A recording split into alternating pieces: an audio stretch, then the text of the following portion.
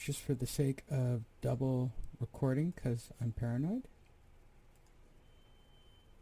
Okay, good. I like what we've done here. Then we can do this.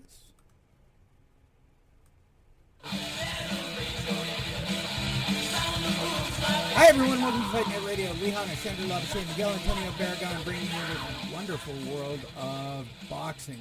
That's right, we're kicking it off with Metallica. Why?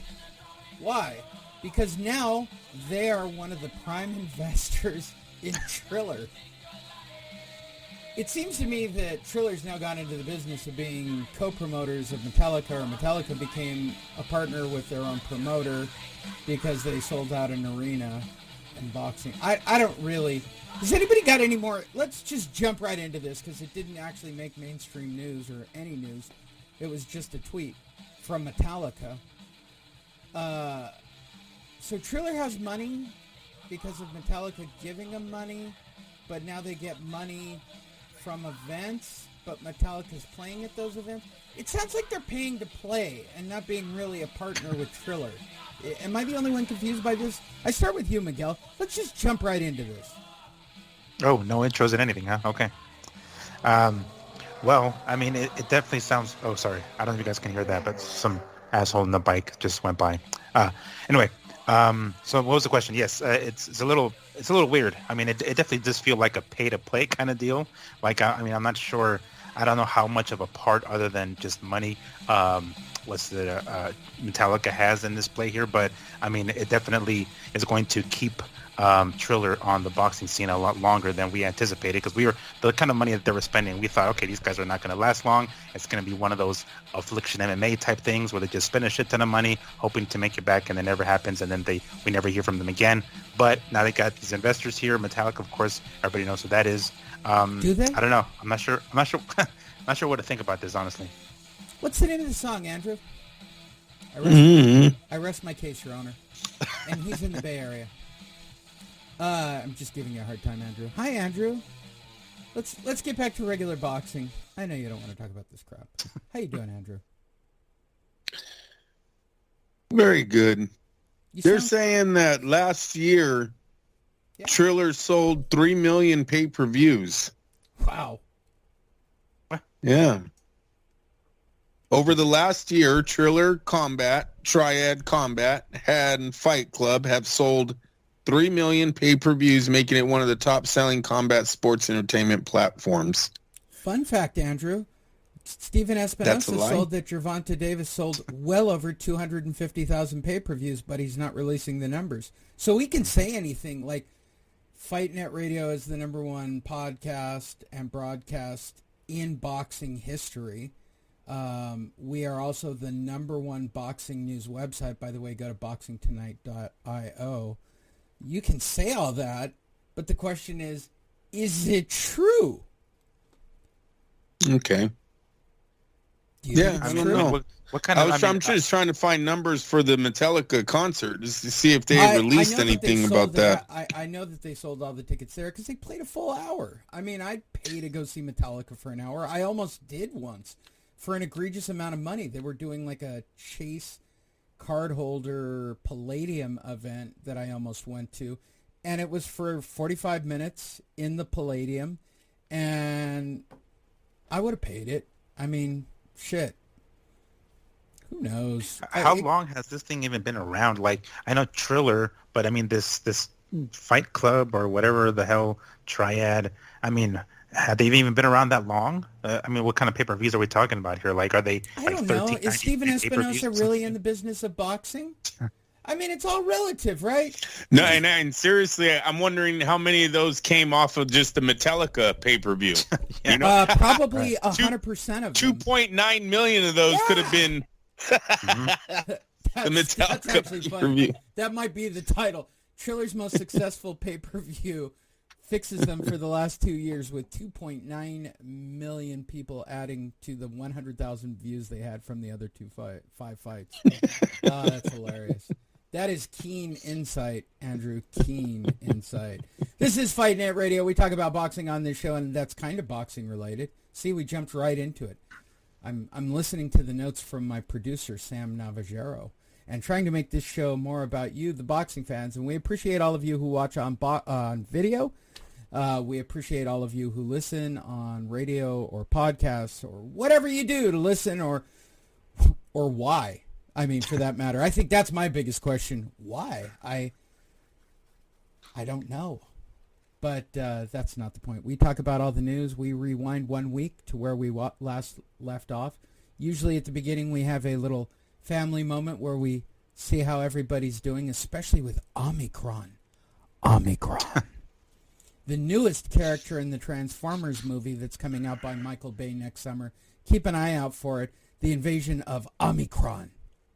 I'm sure Prime will take care of it.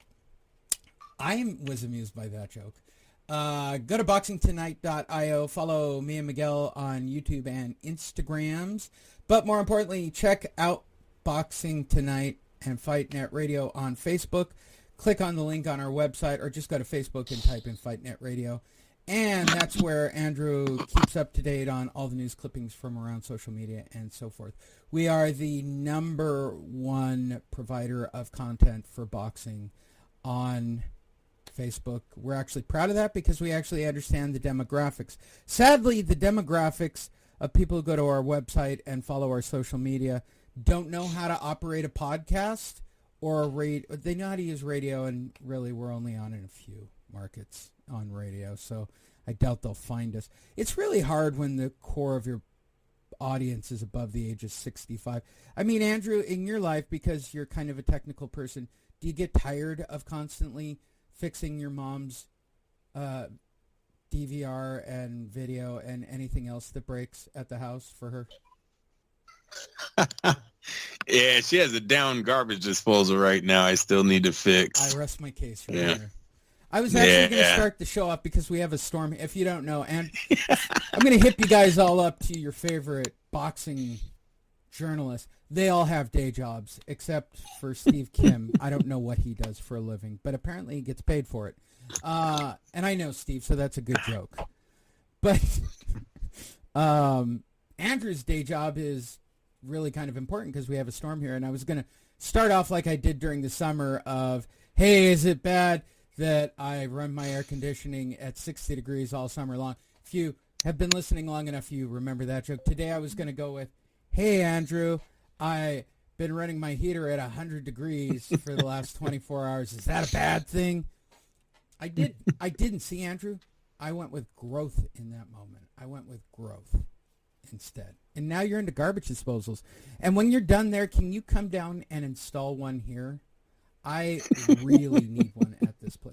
And now I'm right next to SeaWorld, Andrew, and I know you and the kids love to come to SeaWorld.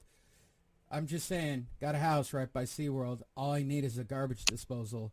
Seems like a fair trade.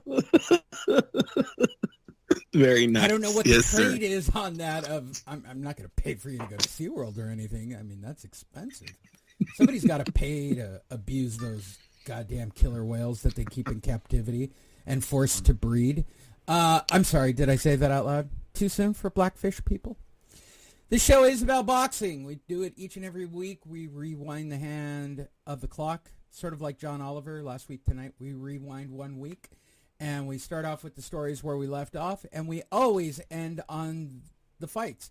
And fortunately, by not doing the show last night or the night before like we normally do, we try to get them done on Sunday night or Monday night. We actually can talk about Inoue as well. So that's like a bonus. See, we get an Inoue insert here as well. That's kind of exciting. We get to add a fight to the end of the show and talk about Inoue at the end of the show as I keep restructuring our show for today. We do have a few stories to talk about. We'll dive right into it. We did start right off with Metallica and Triller. But the next one I want to do, this is really becoming problematic because this keeps turning off. My new system for being able to put music on. But this didn't really come up in the news cycles and we didn't talk about it. But let's quickly, joining us live tonight is Tyson Fury for our next story. Oh, good God. Of course now it doesn't work after it turned itself off. There we go.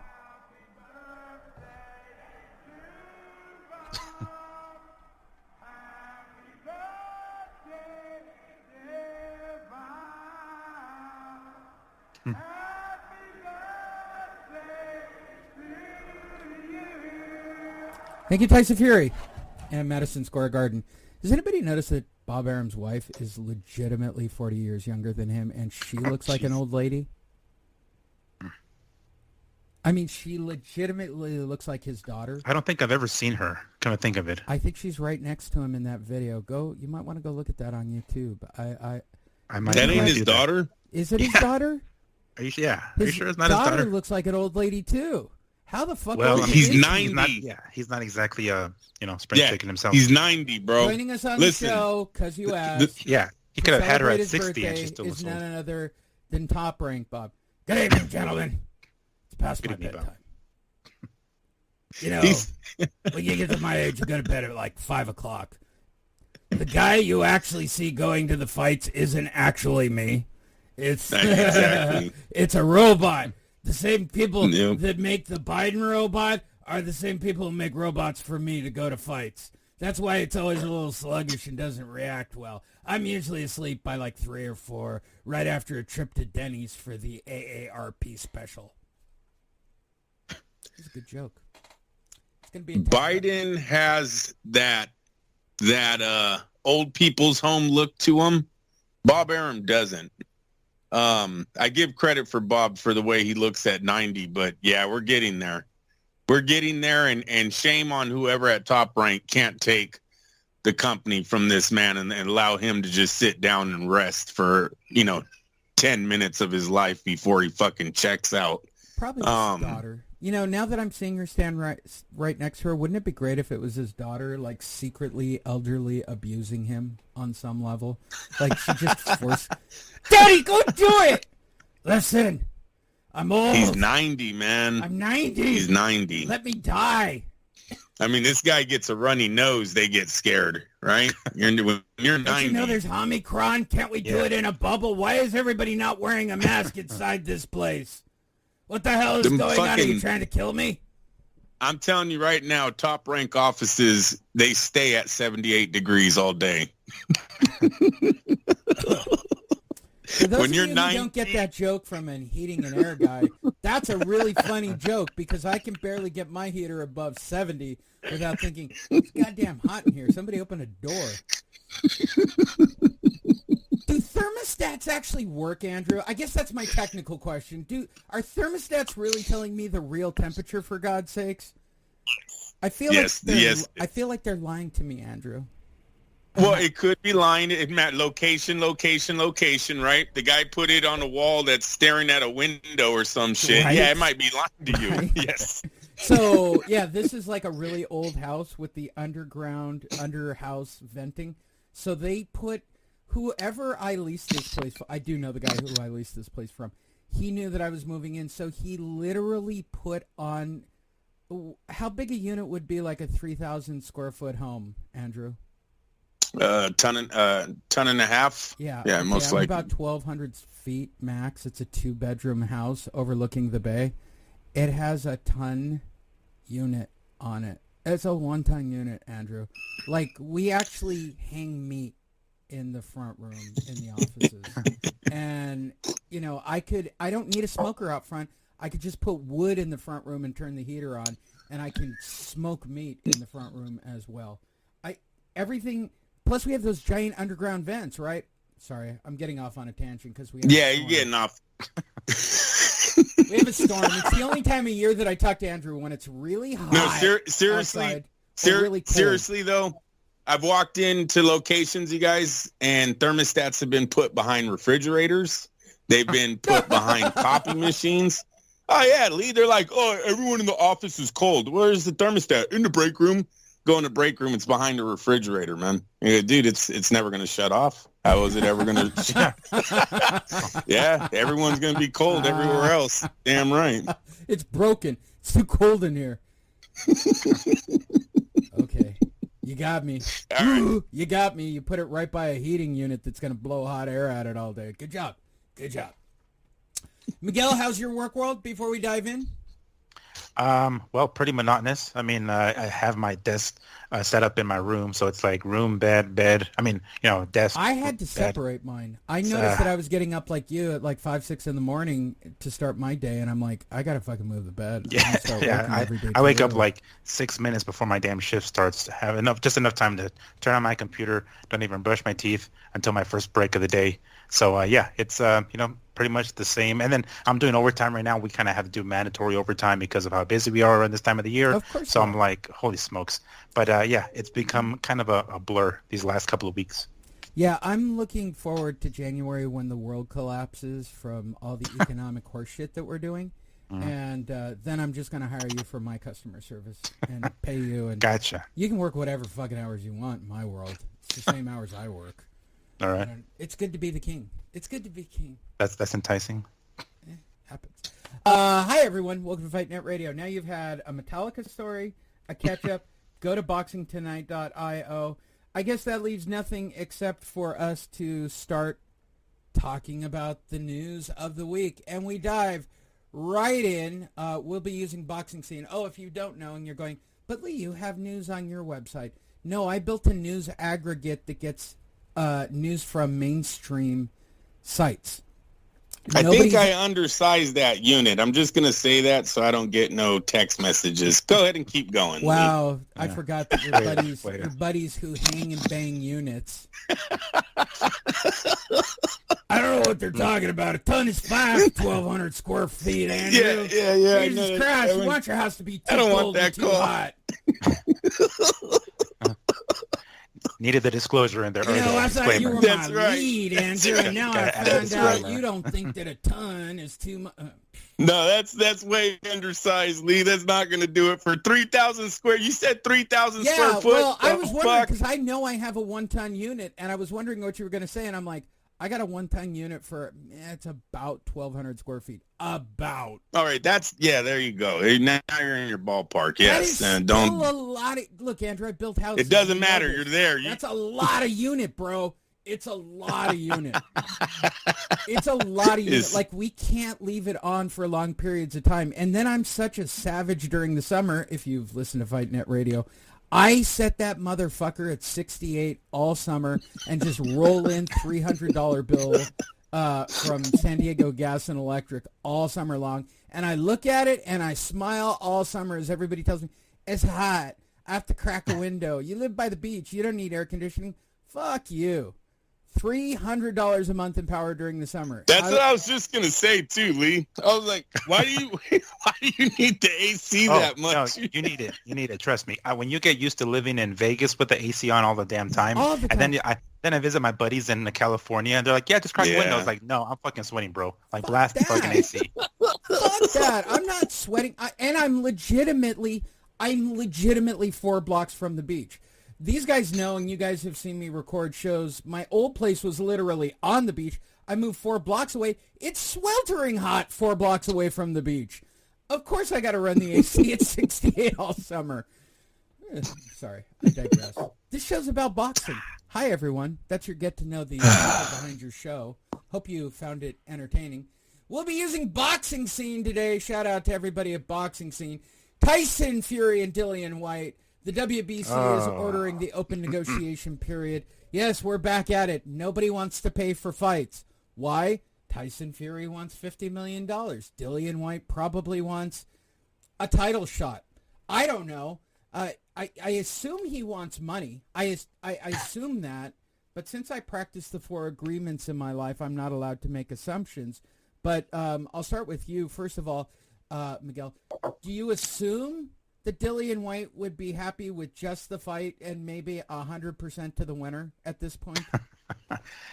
Yeah, that's. I mean, I'll be going out on a limb, but I'd say that. Yeah, I'm pretty sure some compensation to some degree or potential compensation would be on the table for Dillian White here. But again, simply assumption on my part. You can have a cup of soup. What about you, Andrea?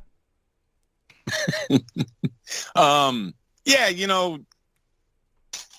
I think they can get a deal with Dillian White right now. Yes, I think Dillian White has been telling his family and friends for so long that the title shot is coming. Can you imagine that at Christmas? Hold on, Andrew. I just had a shot. Let's play this out because you have real family, Andrew, right? Like you're telling, hey, guess what? I'm really going to this fight and I'm really going to be on TV and the whole thing. Oh, sure, you're really going to be in a big fight. And can you imagine that? You have, like, big family Christmas, like the family rolling their eyes at you when you try to do... I don't have real family at Christmas time. I sit alone in a dark room.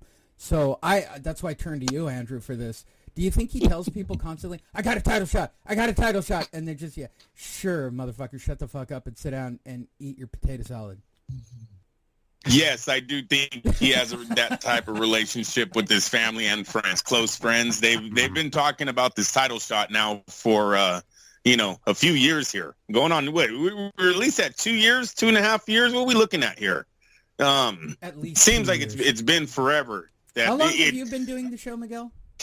He was chasing Deontay Wilder for a year or so, wasn't he? Yeah. But I feel like we've done it almost as long as Miguel's been on the show at least, and that's a couple of years now. We're 2-3 years deep with Miguel. Yeah, it's literally like one of those things where like a girl will like come to like dinner or something like that, right, with her family, and they're like, "Are you married yet? When are you gonna get married?" Like they keep asking the same thing to Dillian White. It's like, Dillian, when are you gonna get the title shot? Are you gonna have it or what? He's like, his mom quit asking me that question.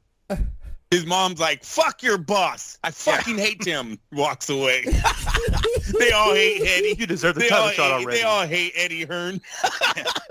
Oh, my God. Are you guys going to have kids? Oh, and by the way, Dillian, are you going to get that big championship fight, big guy? Huh? You getting that big fight real soon? When is Eddie Hearn going to pop the question? When's Eddie going to pop it? Is he promising you lots of money and you're going to have a belt? Huh? Shut the fuck up. That's so great. It looks like he might sign the contract without even reading it. Oh, at this point, yeah. Yeah. It's like, we'll sign it and then we'll fill in the rest later. I'm doing the sanitization after the fight. We'll fill in the rest later. Just sign here, dude. It's a blank contract. Yeah. What do you mean I'm sanitizing the arena after the fight? What does that clause mean? Well, it means if you lose, you do need to get paid, and we'd like you to do the janitorial work. And, you just signed a 10-year contract to be a slave on the Hearn farm. Jesus. Well, I can't throw You could have just said an employee, bro. I know. See how the whole air just left the building. Did it? Well, what we know is... Yes, it does. And in this case, I doubt there's a whole lot of money changing everything. Let's turn to some good news. Roy Jones, James Toney, Miguel Cotto, Holly Holm are all heading into the Boxing Hall of Fame. If you're wondering, wow, I didn't even know there was a Boxing Hall of Fame, they don't really know it either. It's kind of made up. There's one in Vegas, too, and they made it up. So people just make this shit up, and they make a Hall of Fame. Theoretically, it's created by the boxing writers, but there aren't really any boxing writers anymore, which is why I think it's funny that there's a Boxing Writers Association. It's not, nobody really writes anymore. They just kind of put out press releases constantly. Jake Donovan's a real writer, or I've met him at least. More than a quarter century after their pound-for-pound showdown, Roy Jones and James Toney will go into the Hall of Fame together. My question is, I think we can all agree that Roy Jones is Hall of Fame caliber, correct? Oh, yeah. Of course. All right. Andrew has a Roy Jones Jr. autographed shirt hanging on his wall. Is it still on the wall, Andrew? Or is it in a closet? Of course it is. All right. Miguel, I think you've been with us long enough. I think you're ready for your own. Did I give you a Roy Jones shirt yet, Miguel? No. All right. You've been with us long enough. That was my Eddie Hearn. That was my Eddie Hearn deal, Miguel. He gave me his shirt, and I've been doing this show ever since. Show forever. Like, he doesn't go to fights anymore. He's got to do it for something else. The hope that I might actually get an autograph. I think Miguel's been with us long enough, Andrew. We can give him his own Roy Jones I feel so honored. Jones autograph. I'm going to put it on my wall. Listen. Now that Roy Jones is going into the fake Hall of Fame, you've got money in the bank, bruh. Money in the bank. You're can put that bad boy right up on eBay. You're thinking long term. I could dig it. I wonder what Roy Jones' autograph is actually worth. But I digress. James Lights Out Tony, big fan of first. He would be the first true boxing champion to go fight in the UFC, as well as I believe my stats are correct on this, Miguel. He would be the first real recognized professional boxer to then get single leg takedown pathetically in his first and only UFC fight because he didn't train for it and actually came in 200 pounds heavier. But I digress. Miguel Cotto, to which Bob Arum says, he's a hell of a fighter. There's actually a story somewhere in here. I'm not sure if I'm going to do it, but he's a hell of a fighter. He deserves to be in the Hall of Fame. Is he? I mean, he's good, and he won lots of titles at different weight classes, but it seems awfully crafted for Cotto. He's my question on this year's group. Holly Holm has amazing tits and should be in the Hall of Fame, so there's no question about her. Both a champion in mixed martial arts and in boxing, and a great rack and takes incredible photos. I recommend following her on social media. She loves taking scantily clad photos constantly. Let's get to Miguel Cotto. Andrew, Miguel Cotto, yes or no? Look, when the fighter himself says he was surprised he got the call, you got to lean towards no. And Cotto, that's how he responded. If we all know Cotto, he was pretty into himself back in the day. He used to talk in third person in every interview, basically. So it was kind of a surprise seeing him say that. Look, his biggest win is, I'm going to say, the rematch to Margarito. Is that correct, you guys? Yeah. Miguel, what would it, maybe a Mosley? What would be his biggest win? Well, I mean, it has to be his win over Maravilla against, what's his name? Martinez for the middleweight title. I had to say that because, I mean, that's something that, what was it? I think it was Trinidad wasn't able to do, right? Win, like, the lineal middleweight championship. And the fact that he did it by beating Sergio Martinez, right? I might have to say that might be his, like, keystone, like, boom, this is the cherry on top kind of deal. All right. Well, then it is. Then you say Martinez. And it's actually sad because I was going to say Margarito was in there with one eye. Martinez was in there with one knee. So it's bad. He doesn't see that, and that's kind of, there is no prime victory for him. That's a victory as he's walking out the door. That's true. Maybe Mosley then. Maybe Mosley. It has to be some. Yeah, it would have to be someone younger in his career. I'm guessing. Zab. When you look at it, when you really break down the career, he was very exciting. But this happens in boxing a lot with this Hall of Fame calling. Sometimes guys that take beatings and are really exciting, they get put into this Hall of Fame when in reality they weren't one of the all-time greats. We're talking about this special class, right? That's what the Hall of Fame is supposed to be. Guys that changed the sport or did something so big that it, made a ripple around the world. Everyone talked it. And Cotto never did that. Cotto, half the time it seemed like Puerto Rico was split on him and Trinidad. He really never got out of Trinidad's shadow, in my opinion. So no, I'm going to lean that. I don't think Cotto should have been into the Hall of Fame. Yeah. Okay. Well, it's time for our newest segment on the show, as I slowly leak to it. And that is, hold on, I'm trying to make all the sound effects work just one time. Here we go. It's time for Guess the Net Worth with today's contestant, Miguel Cotto. Come on down. Here's how the game works. Our two boxing analysts will try to guess what Miguel Cotto's net worth is for his career. So I turn to you, Miguel Antonio Barragan, no relationship to the other Miguel, unless the two Miguels are related. Is that possible? Is that possible and we just didn't know it on this show?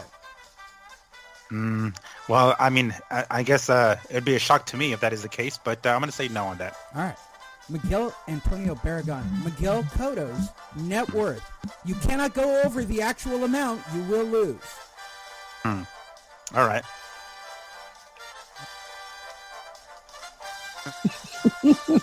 Have you got a number?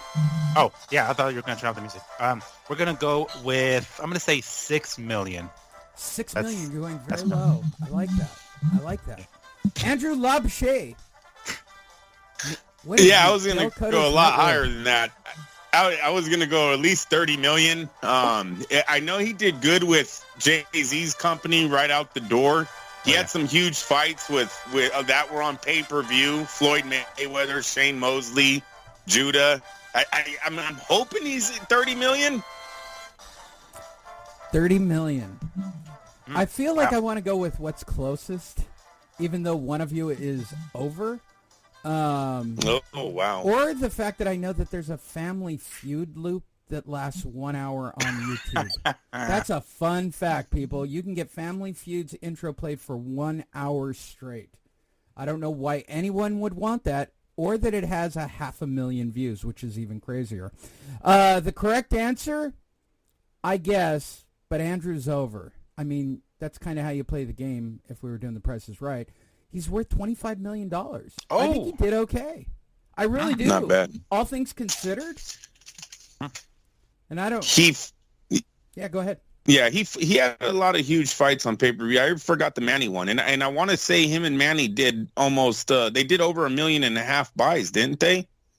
Oh, damn. Yeah, Cotto's been in some big fights, so that's good that he's still worth the good penny there. Yeah, that was my thing, though. Like, it was such a long time ago. I thought, well, maybe, it's boxing and it, in general is more of a what have you done for me lately kind of sport. So I figured, maybe, after his retirement and the fact that he came off, that loss with, I already forgot his name, his last fight when he dropped one of his belts. I was like, okay, maybe his stock went down after that.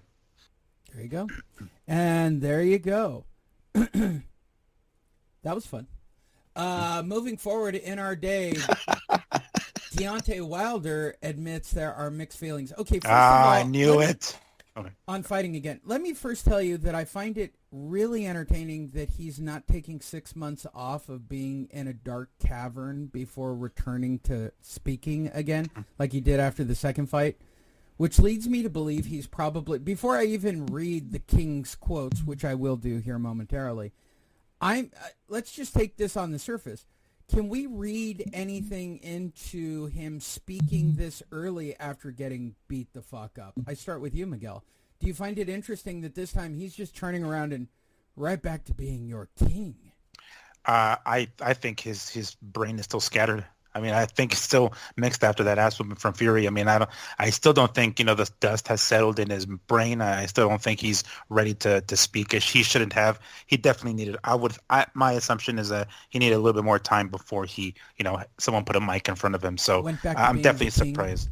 Yeah, exactly. The king of his kingdom or whatever. Andrew, do you read anything into his early public appearances at all before I read his amazing quotes? No, I just trying to strike it while he still has some left in the tank, Lee. I think that's exactly what it is. He's going to squeeze another fight. It's mixed feelings because ultimately I have accomplished all my goals in this sport. I want to correct every line in this already because that first line is such bullshit. What goal was it that you had? Some kind of Don King, hinky fucking bullshit? No, you got to keep reading. No, you got to keep reading. He explains. I told my daughter when she was one that I'd be champion and I'd be able to support her beyond belief. Well, yeah, they live in style, I guess, in Tuscaloosa, Mississippi. I've done the things I promised my daughter. There are lots of things that I have accomplished that I feel. I don't have to prove anything to anyone because I've already proven it to myself. Okay. Should I push forward? Question mark. Should I give it one more time? Question mark. Or should I just retire and focus on other things that I already have? Other things that I want to get into? Question mark. What could he... Okay, I want to stop right there. What... I feel like I need to play the game show music. Hold on. New game show.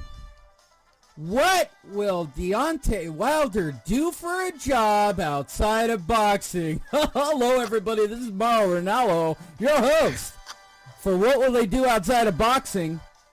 You know, the game show where you can go into murder, you can go into crime, some boxers just into drugs. Today's contestant is Deontay Wilder. And remember, I have depression, so watch my Showtime special. I start with you, Miguel Antonio Barragan. What will Deontay Wilder do if not boxing as a profession? That is a good one. Damn, what the hell? What other thing can't he do? Jesus Christ. I know the correct answer. I was just handed it to me by Lee Honish. He gave me the correct answer. Oh, man. I'm going to have to pass it to 10 Andrew. seconds on the clock. I'm going to have to pass it to Andrew. Wow. I have no fucking clue. All right. Andrew Labouche. Did you know I'm Mauro Ranallo and I have depression? Just checking. What will Deontay Wilder do if not box as a profession? Well, I sent you guys the answer, and it's already happening. He locked in his answer. Oh. And the answer is... I'm putting it on the screen for the video, people. It's making perfume. Yes. Ooh, What? strong job, Andrew. And you get bonus points from the judges. But since Lee is the ultimate judge on the show, I'm going to open it now. The correct answer is be irrelevant. Irrelevant. Thanks for playing the game, everybody, and remember to visit our website. I wonder what the cologne smells like. Does it smell? This Does it smell like the, it smells the canvas? like irrelevant. It smells like the canvas because that's where he spent a lot of time in that fucking Fury fight. Oh. It smells like they're going to be selling it outside of the fight. Smells like a loser. Loser. There Smells gonna like be bootleg sweat bottles and outside, tears. like the bootleg It smells TV. like tears. And oh my God. And you didn't think the Okay, show was listen. gonna be funny today, Andrew. Listen, it's a guys and girls perfume cologne. I don't know how you say it. It's unisex. Oh. It's Yeah, unisex, the world yes. needs that. Yes, completely. and it's him and his wife that are the models. They're modeling for it, and some real. I try to find the pictures of them too. They are not pretty people. It might be tears because almost every shot that they put out, their eyes are closed. So it could be tears, Lee. You might be onto something there. But this is the future. I can't believe that I'm married to a loser, and he's thinking, I can't believe I married her before I was a champion. Look, yeah, the Charlos got into the movie and music industry. They have a they're studio. not really good at boxing. You have Spence, who's a farmer. He got into farming. Who else I thought that was has? a joke, I think and I realized you were Swift correct. Garcia's and I got almost like did a some spit clothing take. or something. That's hilarious. Danny Garcia is trying to bring out a Tony Montana Scarface themed clothing line. It's very sad. Could only imagine how many millions he's dumped into that. Yeah, these PBC guys, yeah, they definitely are trying to bubble their money. Don't know how many are taking the right path, but they're definitely trying. Yeah, you would think you like maybe invested in something that's more proven, like open up a McDonald's or some shit, something that's pretty much guaranteed to make some money, not like, think of some new Rockaware clothing line or some shit. Yeah, some leopard or leopard print silk T-shirts, Danny Garcia. Mm-hmm. Jesus. Oh, my God. The fans are brutal below this unboxing scene. Tony Green writes, ha, ha, ha, ha, ha. What have you even spouted here, son? Your boxing IQ is questionable, and your general IQ is definitely piss poor. Those scary races are everywhere. Fuck's sake, grow a pair and stop feeling feeding into fake narrative of white supremacists being everywhere. A black man wouldn't have been voted into office if America was so. Oh, Jesus. Wow. You always got to take it there. Yeah, they always do. Damn comment. Moving forward, Canello's trainer says no weight restrictions placed on Makabu. For those of you who don't know, the biggest boxing star, the biggest pay-per-view draw, the biggest everything, and generally he seems fairly normal. I mean, he hasn't done anything too stupid yet with his money, other than, still living in Mexico, which is fascinating to me. A few weeks ago, his manager and trainer, Eddie Reynoso, submitted an application for Cruiserweight Champion Makabu. It's for real. We're actually going to follow up with that story shortly because the WBC president does get involved. That's why I'm choking on this. Is he out of his fucking mind not doing the weight restriction shit here and let's just go. Let's just do it. Lock it up. I start with you, Andrew Labouche. Just do it. Fuck the weight restriction, and Makabu is so beneath Canelo that I don't give a fuck. I'll fight him in his weight class. There's bigger plans for Saul Alvarez, I believe. This is no more than a test to see if he can go to cruiserweight and maybe higher. He believes a lot in his skills and his defense, and I don't think he's really worried about the weight. So that's about that. All right. Miguel, on a somber note, that seemed like a real answer, and that's not really what the show's about. But all right. Miguel, do you have a real answer too? You fucking serious, man? Oh, jeez. I don't think that was meant for me. I'm going to say that was a kid. Yeah. Normally, I would think that was for me, and it was recorded, which makes it amusing. And makes me kind of chuckle thinking Andrew it's was a like fucking war zone out there. Jesus. Of all the comments I've ever made on the show, that's not, Andrew's never responded to. For anybody listening going, no, Andrew meant that for you. I wish he did. Let me tell you how great the show would be if Andrew, after every time I do something stupid, he goes, are you fucking serious? I would have it on a loop already, and I'd be playing it before say it. Hold on. He's losing his shit over his kids, and you get to listen to it live. Miguel, while that's happening, Makabu, no weight restrictions, biting off more than he could chew, or is it all part of what I think we're laying the groundwork for a Usyk Canelo heavyweight championship fight, which is what this all looks like to me. Because two non-heavyweights going for the already said, title. I'll come down to cruiserweight and kick your ass. No question. I got no problems with it. I'll drop the weight tomorrow. Yeah, I mean that. Let's see, I don't even know where to start. So it doesn't. I don't really feel like Makabu is going to be an actual threat. So I'm sure Canelo's team doesn't feel that either. So they're thinking, you know what, fuck that. He can come in whatever weight he wants to come in after. We make weight as long as he makes weight the way we're supposed to, the contracted weight. Then he can gain as much as he wants after that. So I think they're that confident that he's that he's not on Canelo's level or even close to it, that they don't really give a shit about the weight. He did it. If I'm not mistaken, he did it with others with. I think Kovalev. I don't remember specifically, but when you can tell like when he thinks the guy's a legitimate threat, and then he'll put those restrictions. And I wouldn't be surprised if down the line a fight with him and Usyk happens, and then there's some sort of weight restriction at that point. But right now, no. I mean, it's pretty obvious that he doesn't feel like Makabu is on his level. So he's like, man, let him come in at whatever weight he wants.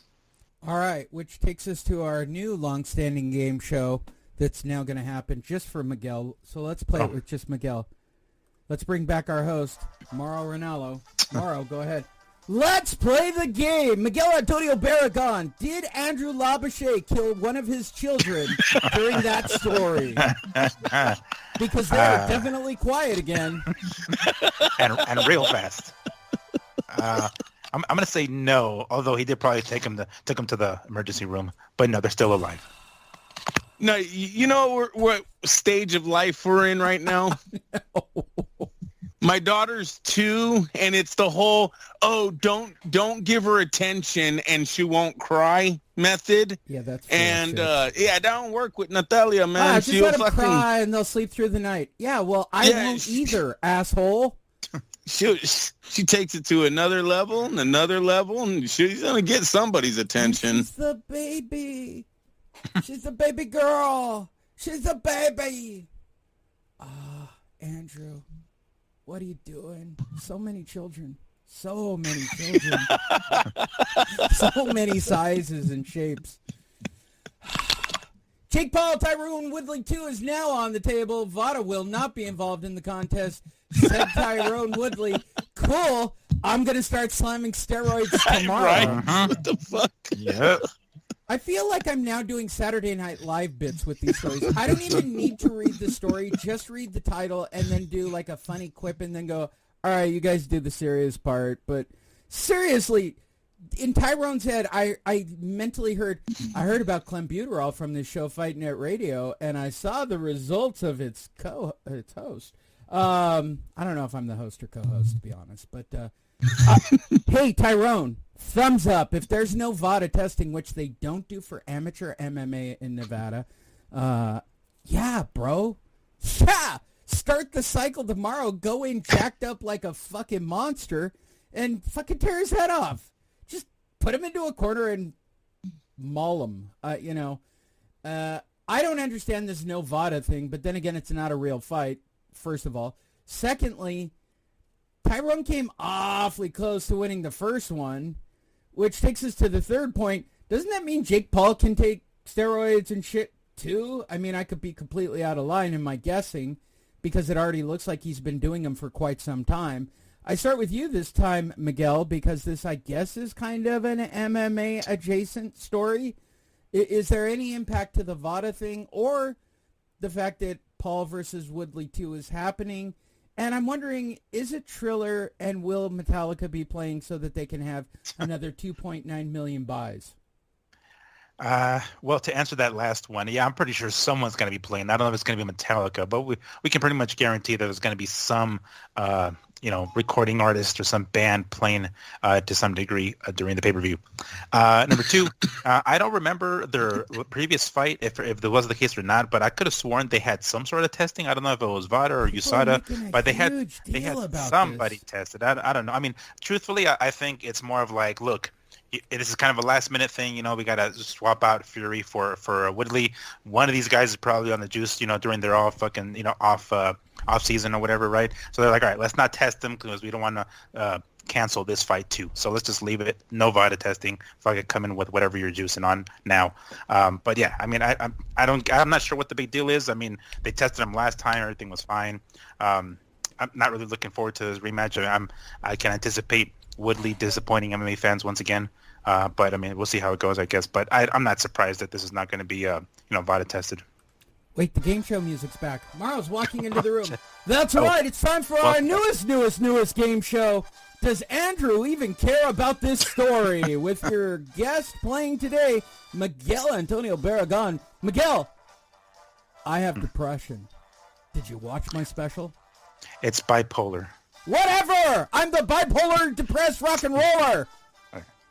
I keep forgetting to get mine confused with his. You know how that goes with mental health issues. Mm-hmm. So, will Andrew even want to comment on this story?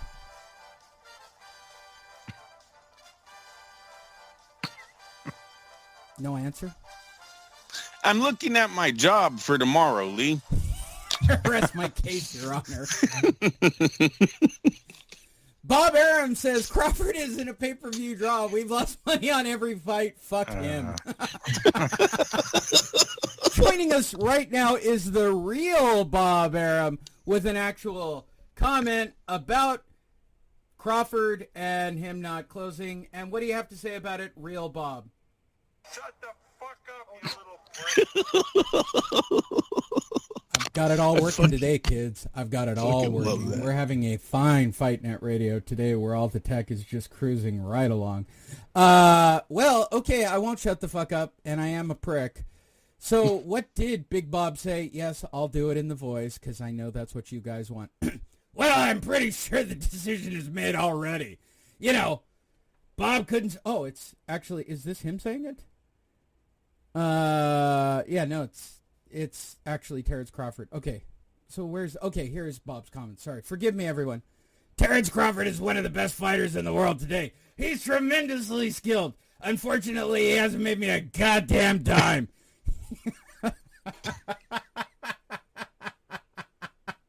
He really did say that. Unfortunately, he hasn't been able to show to be a fighter that is a draw on pay-per-view or whatever reason. For whatever reason. Wow, why don't you just say, shut the fuck up, you prick. You don't draw me a dime. I just kept you around for credibility. Jesus Christ. So we put him in the best fights that we can, and unfortunately we've lost money on every single fucking fight. They left out the expletive. I'm sure he said fucking fight. Crawford keeps insisting, and I understand his point of view, I'm the best. I should be paid like the best. Guess what? You don't make any money, you prick. Is anybody surprised that Bob here at the end is acting like a really angry girlfriend on the way out the door? Like, I paid for you, bitch. I mean, you're going to go with him? I mean, I get it. He knows jiu-jitsu and he owns his own gym, but you're going with him, bitch? That felt very personal on a strange level. I should probably put whatever. I start with you this time, Andrew. Surprised that the 90-year-old is a little jilted at the end of the relationship? No, we've seen this with Bob in the last few weeks here. Number of weeks, though, to be honest with you. He's been on a tear like this since, I think, the Tyson Fury fight. So, no, I'm not surprised at all. And look, this is not the first time that he's talked about Terrence Crawford not making him any money.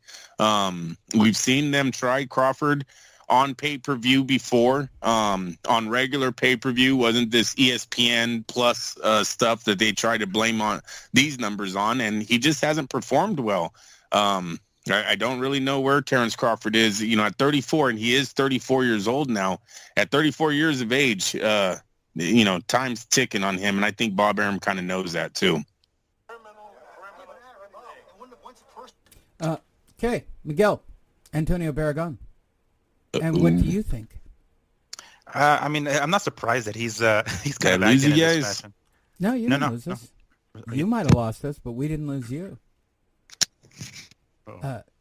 Continue. I mean, I'm not surprised that he acts this way. It is kind of one of those butthurt type of deals, like, well, fuck you, I don't want you anyway, kind of deal went up with Crawford on the way out.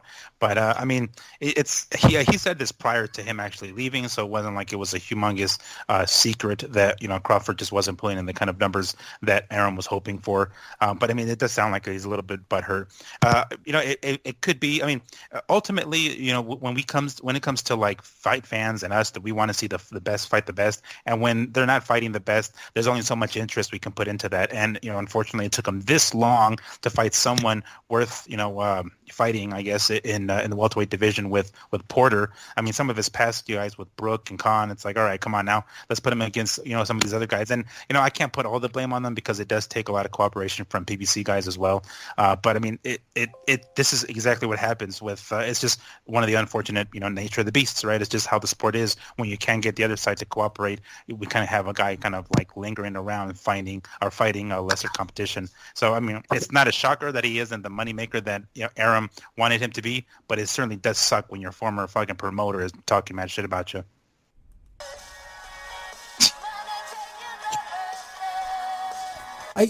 Honestly, note to Sam Navajero, our producer, and yes, I'm still working on my Australian Sam. Yeah.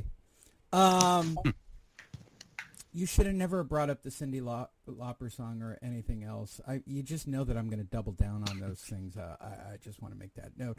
We do have one final comment from Bob. I was able to ask him a question, which is, you know what, Terrence Crawford should be paid, Bob. Why aren't you paying him?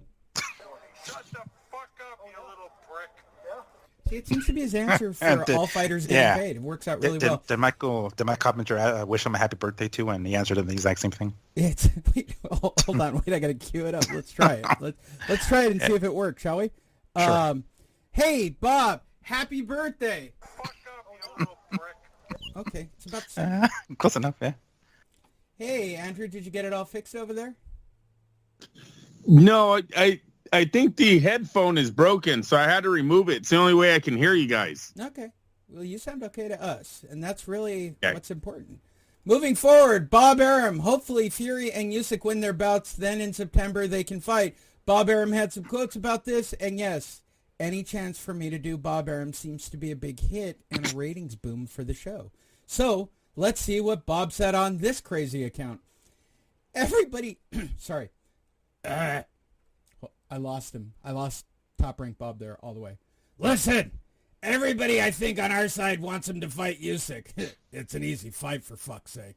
But Usyk is obligated to fight Joshua, who's got a rematch clause, and I'm a cheap bastard, and I don't want to pay step-aside money, blah, blah, blah, blah, blah. And now there's Dillian White. Who the fuck is Dillian White? Wasn't he sweeping up over at Hearn's place the last time I was out there? So my hope is that Usyk fights Joshua and Tyson fights White, and hopefully Usyk wins, and hopefully Tyson wins. Well, I mean, I know Tyson's going to win, but he's got to. I'd like to see him fight Dillian White in the UK. He's such a hard voice on my throat. All right. Let's get back to where we were before now that Bob's entered the picture. He's now talking about step-aside money. Let these dumb fuckers go fight their fights and then let them fight in September. It seemed more plausible. I'll start with you this time. Andrew Labouche, seem more plausible to you this time? That they both win. And it doesn't. I still haven't seen Anthony Joshua come out and announce who he's going to be training with for this rematch. We know that these rematches have a deadline on them if there's not an injury involved.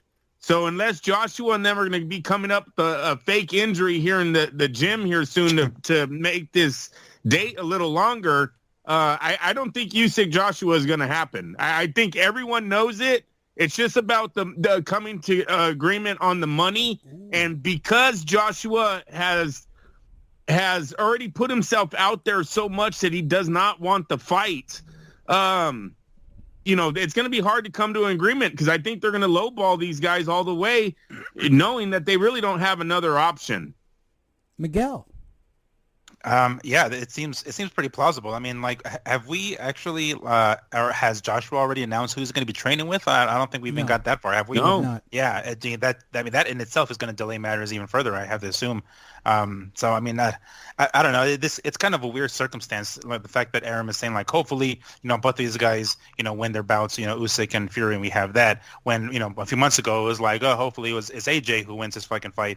I mean, can you imagine? Like, I guess the worst case scenario is AJ actually winning and then still getting the Fury and fucking AJ fight, which seems kind of weird. But I don't know. It's just I'm not sure how soon this fight's going to happen because we haven't heard a damn peep from AJ.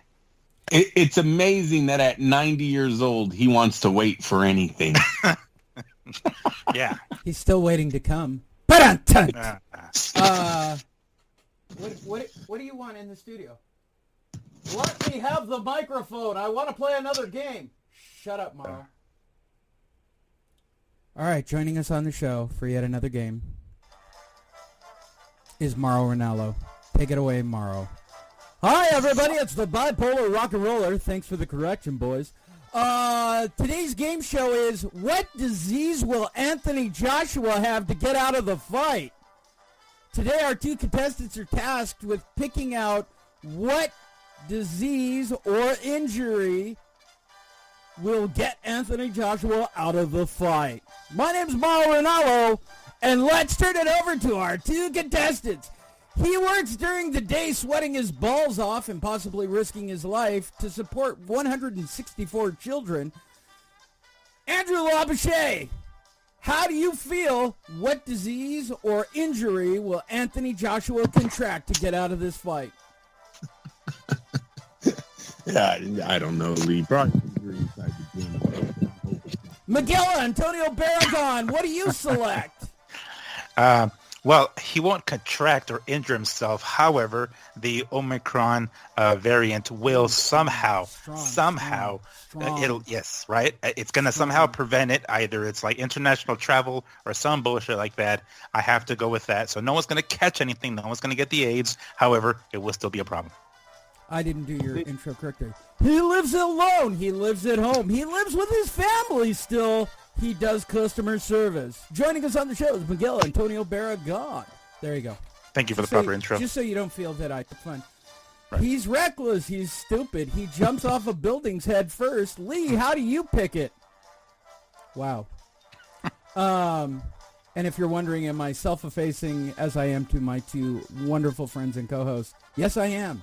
I beat up on myself more than anyone else. Thank you, Morrow, for that lovely introduction. I'm going to pick AIDS as I always do in these situations. Sure, it's a little strong, but I like it as a default answer always. Well, tune in to the next Fight Net Radio to find out whether or not we have an answer to that game. I'm liking this. How many more of these do I have to do before I get a Sam Navajero? Yeah, you got to stop that bit with the Family Feud music. You just went too far. Like the third one, the fourth one. Where are you at on that, Lee? Bob Aram says Lomachenko has no issues traveling to Australia for Gambosos. Shocker. Do I even need to read these quotes? Fuck, of course I do. Loma's number one with the WBC, the WBO, the IBF, the ABC, and the PDQ. For fuck's sake, I can put him on a boat and he'll be there in no time. We used to have a guy from Australia. We used to sail him over all the time. I think it will happen. Kambosos will make a voluntary defense against Lomachenko in Australia. I've promoted fights in Australia. Took forever. I took a sailing ship. I think it was a clipper ship. Took forever, but I'm glad I went. And then I stayed there for like 6 years. Got married, got divorced, had 4 kids, came home.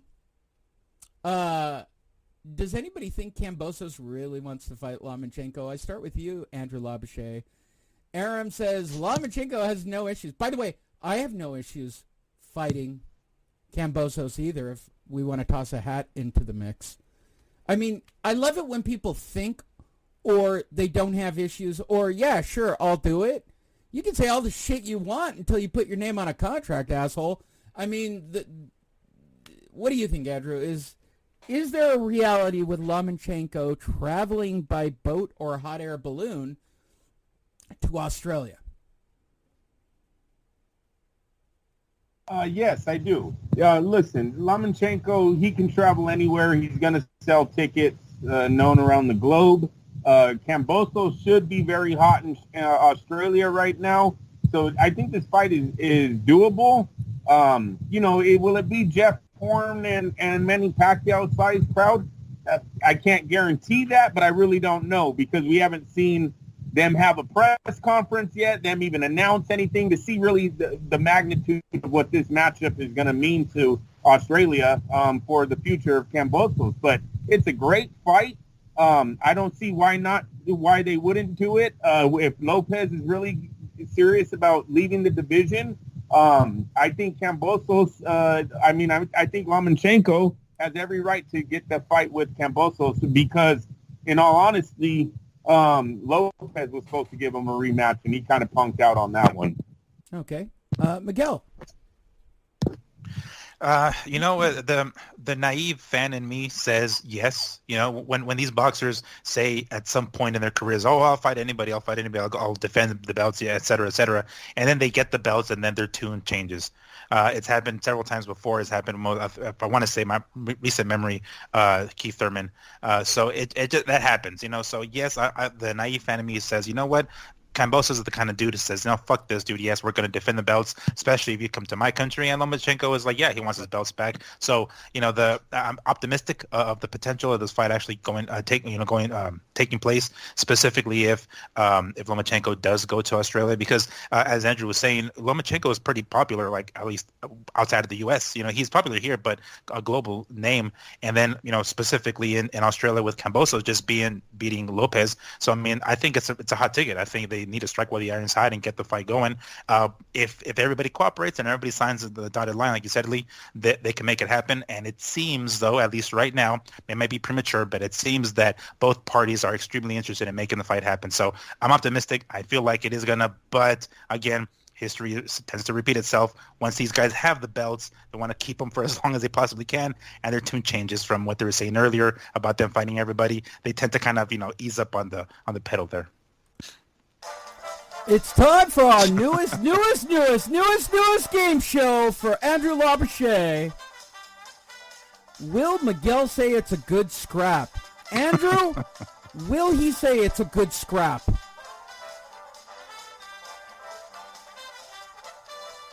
I feel like he ate his microphone or a kid killed him. I don't know what happened on Andrew's mic, but that was a great setup. That was real good.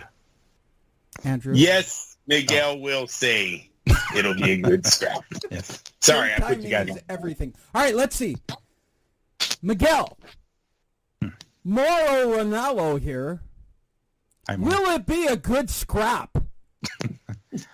When the fight is signed, I believe that's when I can officially say my catchphrase. Until then, I'm not going to say it because the fight hasn't even happened yet. But until then, I'll have to find out then when the fight is signed. All right, I'm officially retiring Mauro for the rest of the show. Mayweather, they don't want to see Tank win because they feel it's like beating me. What? Wow.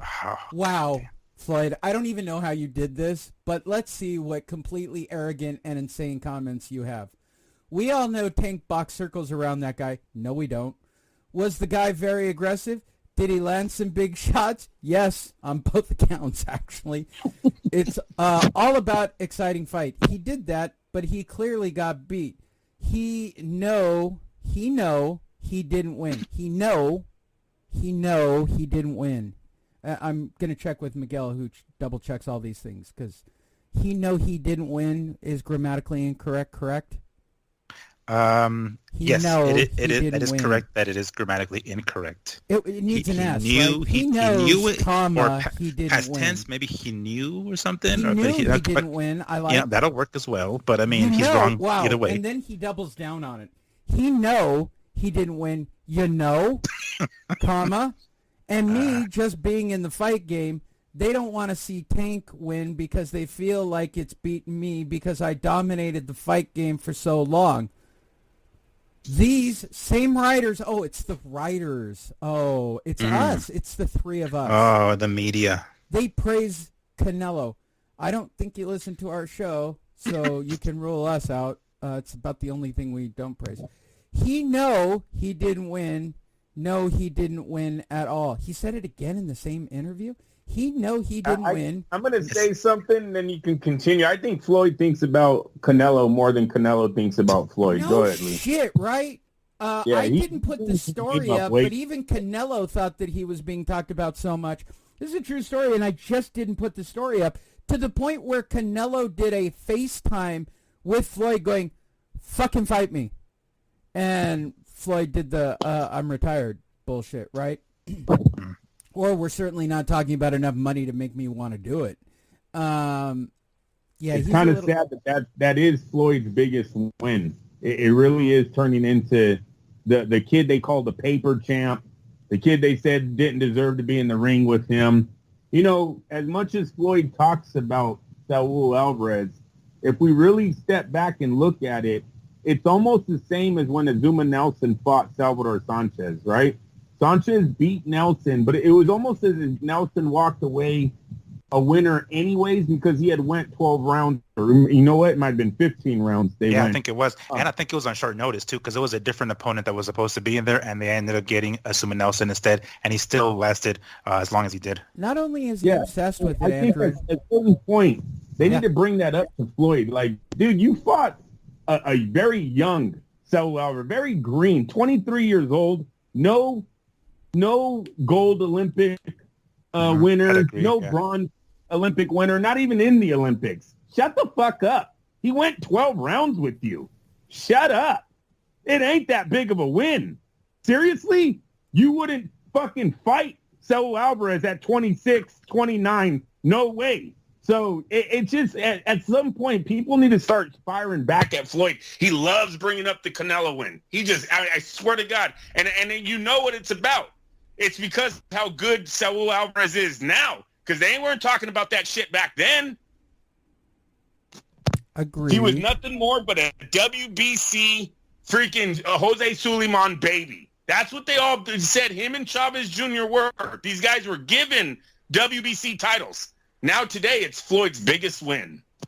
Well, before I turn it over to Miguel for his comments, he doubles down on being a racist as well. And if Tank really would have lost that fight, I would say he lost. And of course, wow,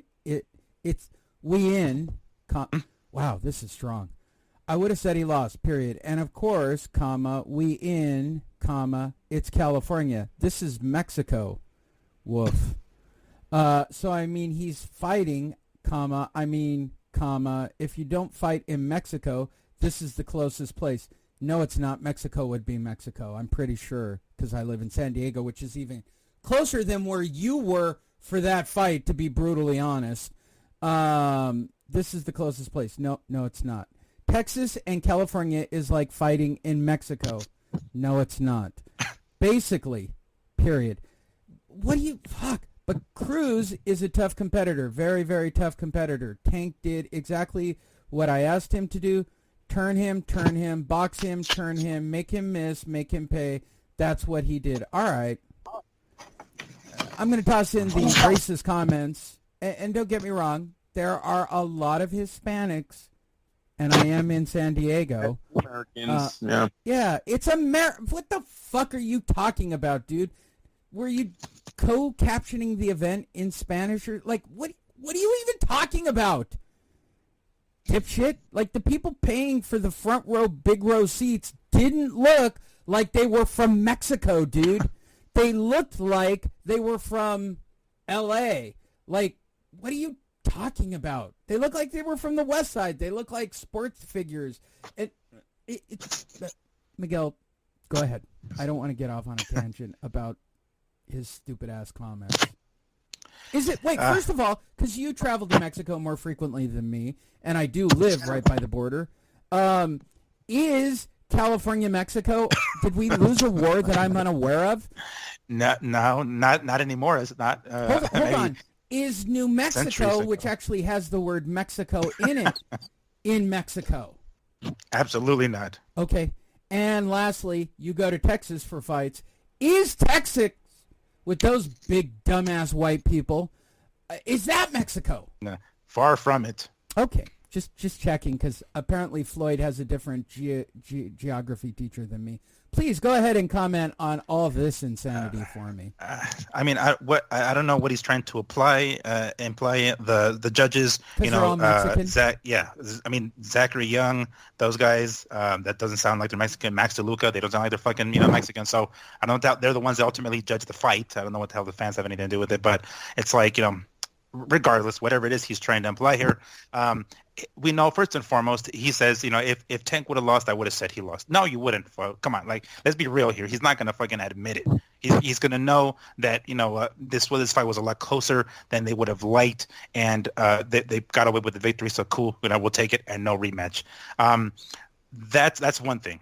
Number two, Floyd consistently bringing up Canelo, which happens, far too often. I've seen Twitter posts and Instagram posts with fans trying to defend Mayweather, stating that the media is asking him about Canelo, when a lot of the times they're not asking him about him. He just brings it up out of fucking nowhere. Most recently, talking about steroid allegations and whatnot. So, I mean, he beat him years ago. You would think that, like, the bitter taste of a loss in Canelo's mouth would have him talking about Floyd more frequently, but it appears as though somehow Canelo is like living rent free in Mayweather's mind, like all the fucking time. maybe it's killing Floyd that not only is he's not the the star of boxing anymore, neither is one of his pupils. It's Canelo still, even though he beat Canelo. So I even saw something recently about was it Tank wearing the No Boxing No Life boxing gloves that Floyd wasn't too crazy about. So who the fuck knows? They seem to have this weird obsession with Canelo. They just can't seem to let him go, and he's living rent free in their minds. But in regards to the fight, I don't know. I'm not even sure. The way they're making Gervonta seem as if he's this like mega star that no one can touch, like as far as popularity and ticket sales and pay-per-view sales, and they want to make they don't release because Espinosa, yes, per his quote. Let me quote Espinosa directly. We just don't release those numbers because people some things get just paid shouldn't be disclosed based on those numbers. That was his reasoning. Yes, people's incomes are based on the numbers of views, so why would we release them publicly? So it wouldn't be fraud, asshole? I mean... Yeah. You best believe if there were crazy numbers, they absolutely would release them, even if it meant someone's, income or someone's pay or salary or, purse. Yes, they're going to do that. They're like, wow, this guy's crazy, right? He's made bank in this fight. The rumor is 100,000, for God's sake. Yes, right, barely or something like that. Yeah. So if... they want to make it seem like he's some fucking superstar, and they want to use that as like some sort of barrier between him, Gervonta, and the other lightweights in the division, as if some of these other guys are fighting are top stars like Rolando Romero or fucking Cruz. It's like, so worst case scenario, none of these guys become megastars like you, Tank. You're gonna fight none of them then? Is that what's gonna happen? You're gonna avoid every single one of them because they can't sell pay-per-views or they can't sell tickets the way you can. They're not big enough stars. So yeah, we're just going to take, lesser risk fighters because they're not stars either.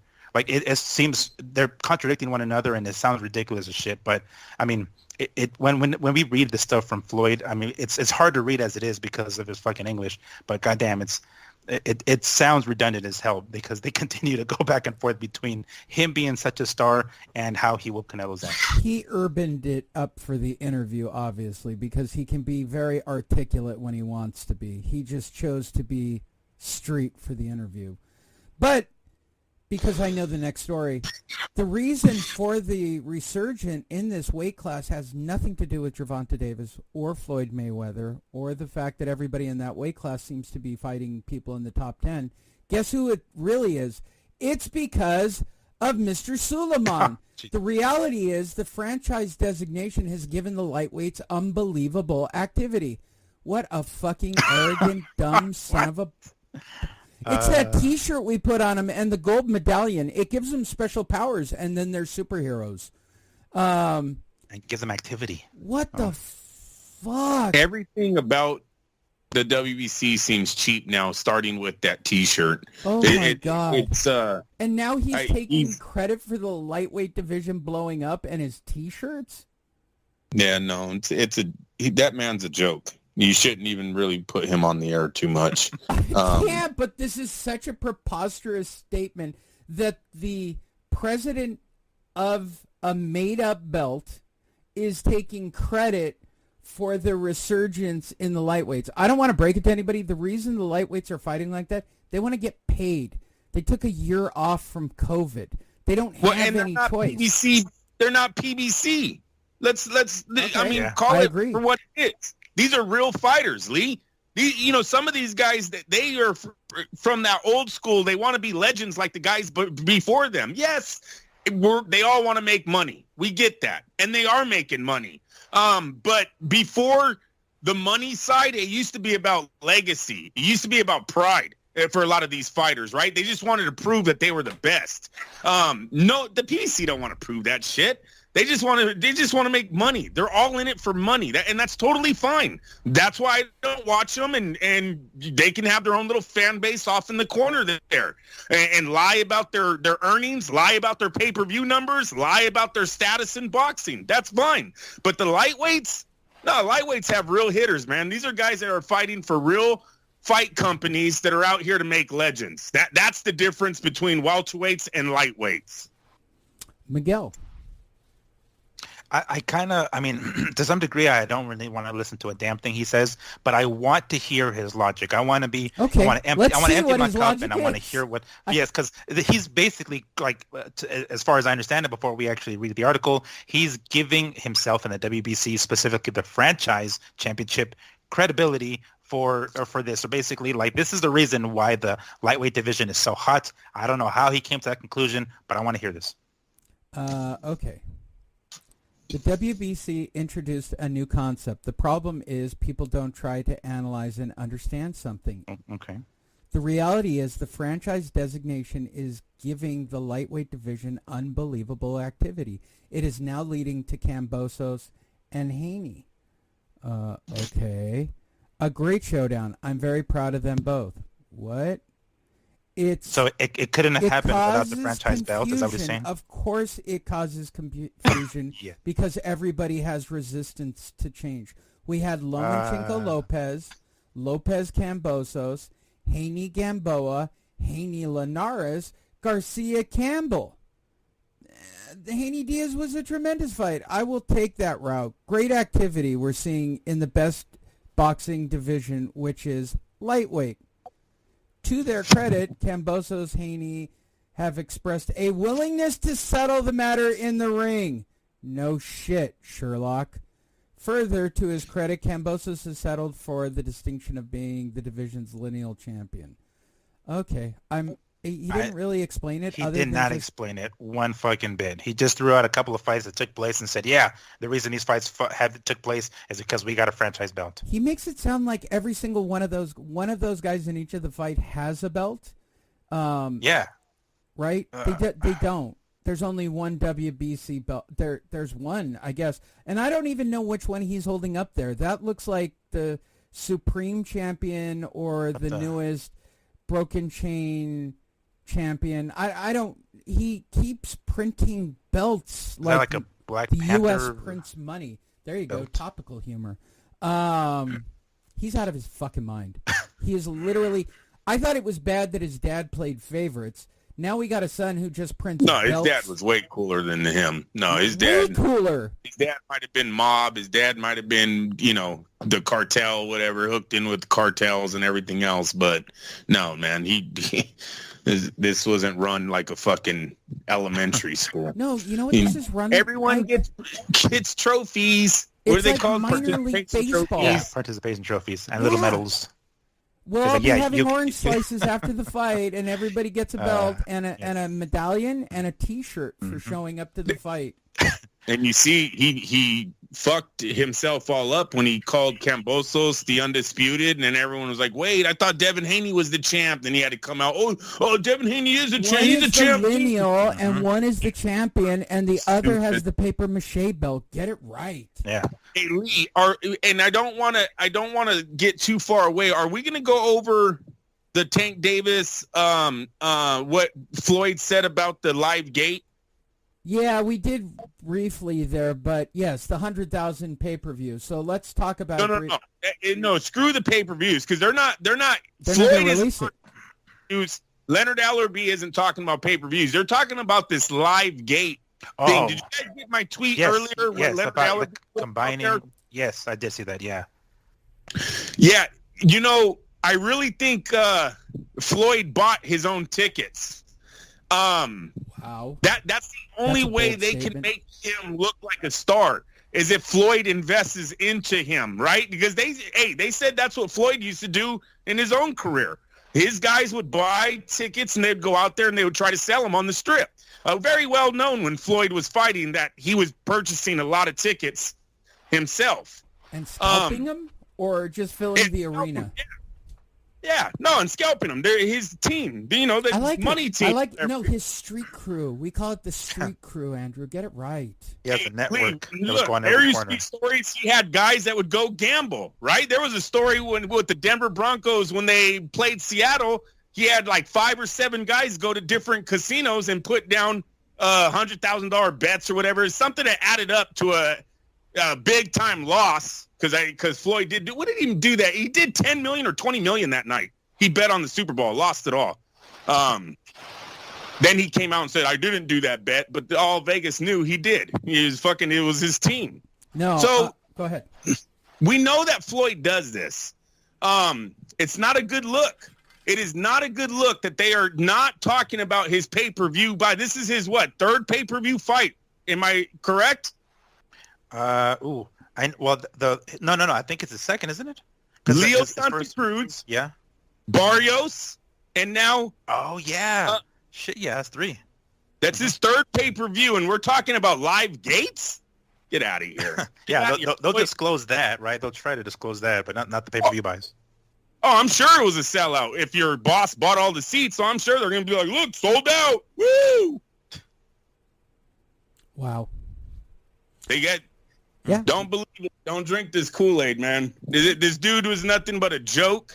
He's a 5-time champion joke, a 3-division joke. No, and I'm glad that I see it. I see all of you guys in the boxing world. Now all of a sudden you're catching it's catching fire about what the PBC is. I don't know if you guys are noticing, but everyone's turning on the PBC. Everyone's turning on Spence. Crawford's been chasing Spence this whole week.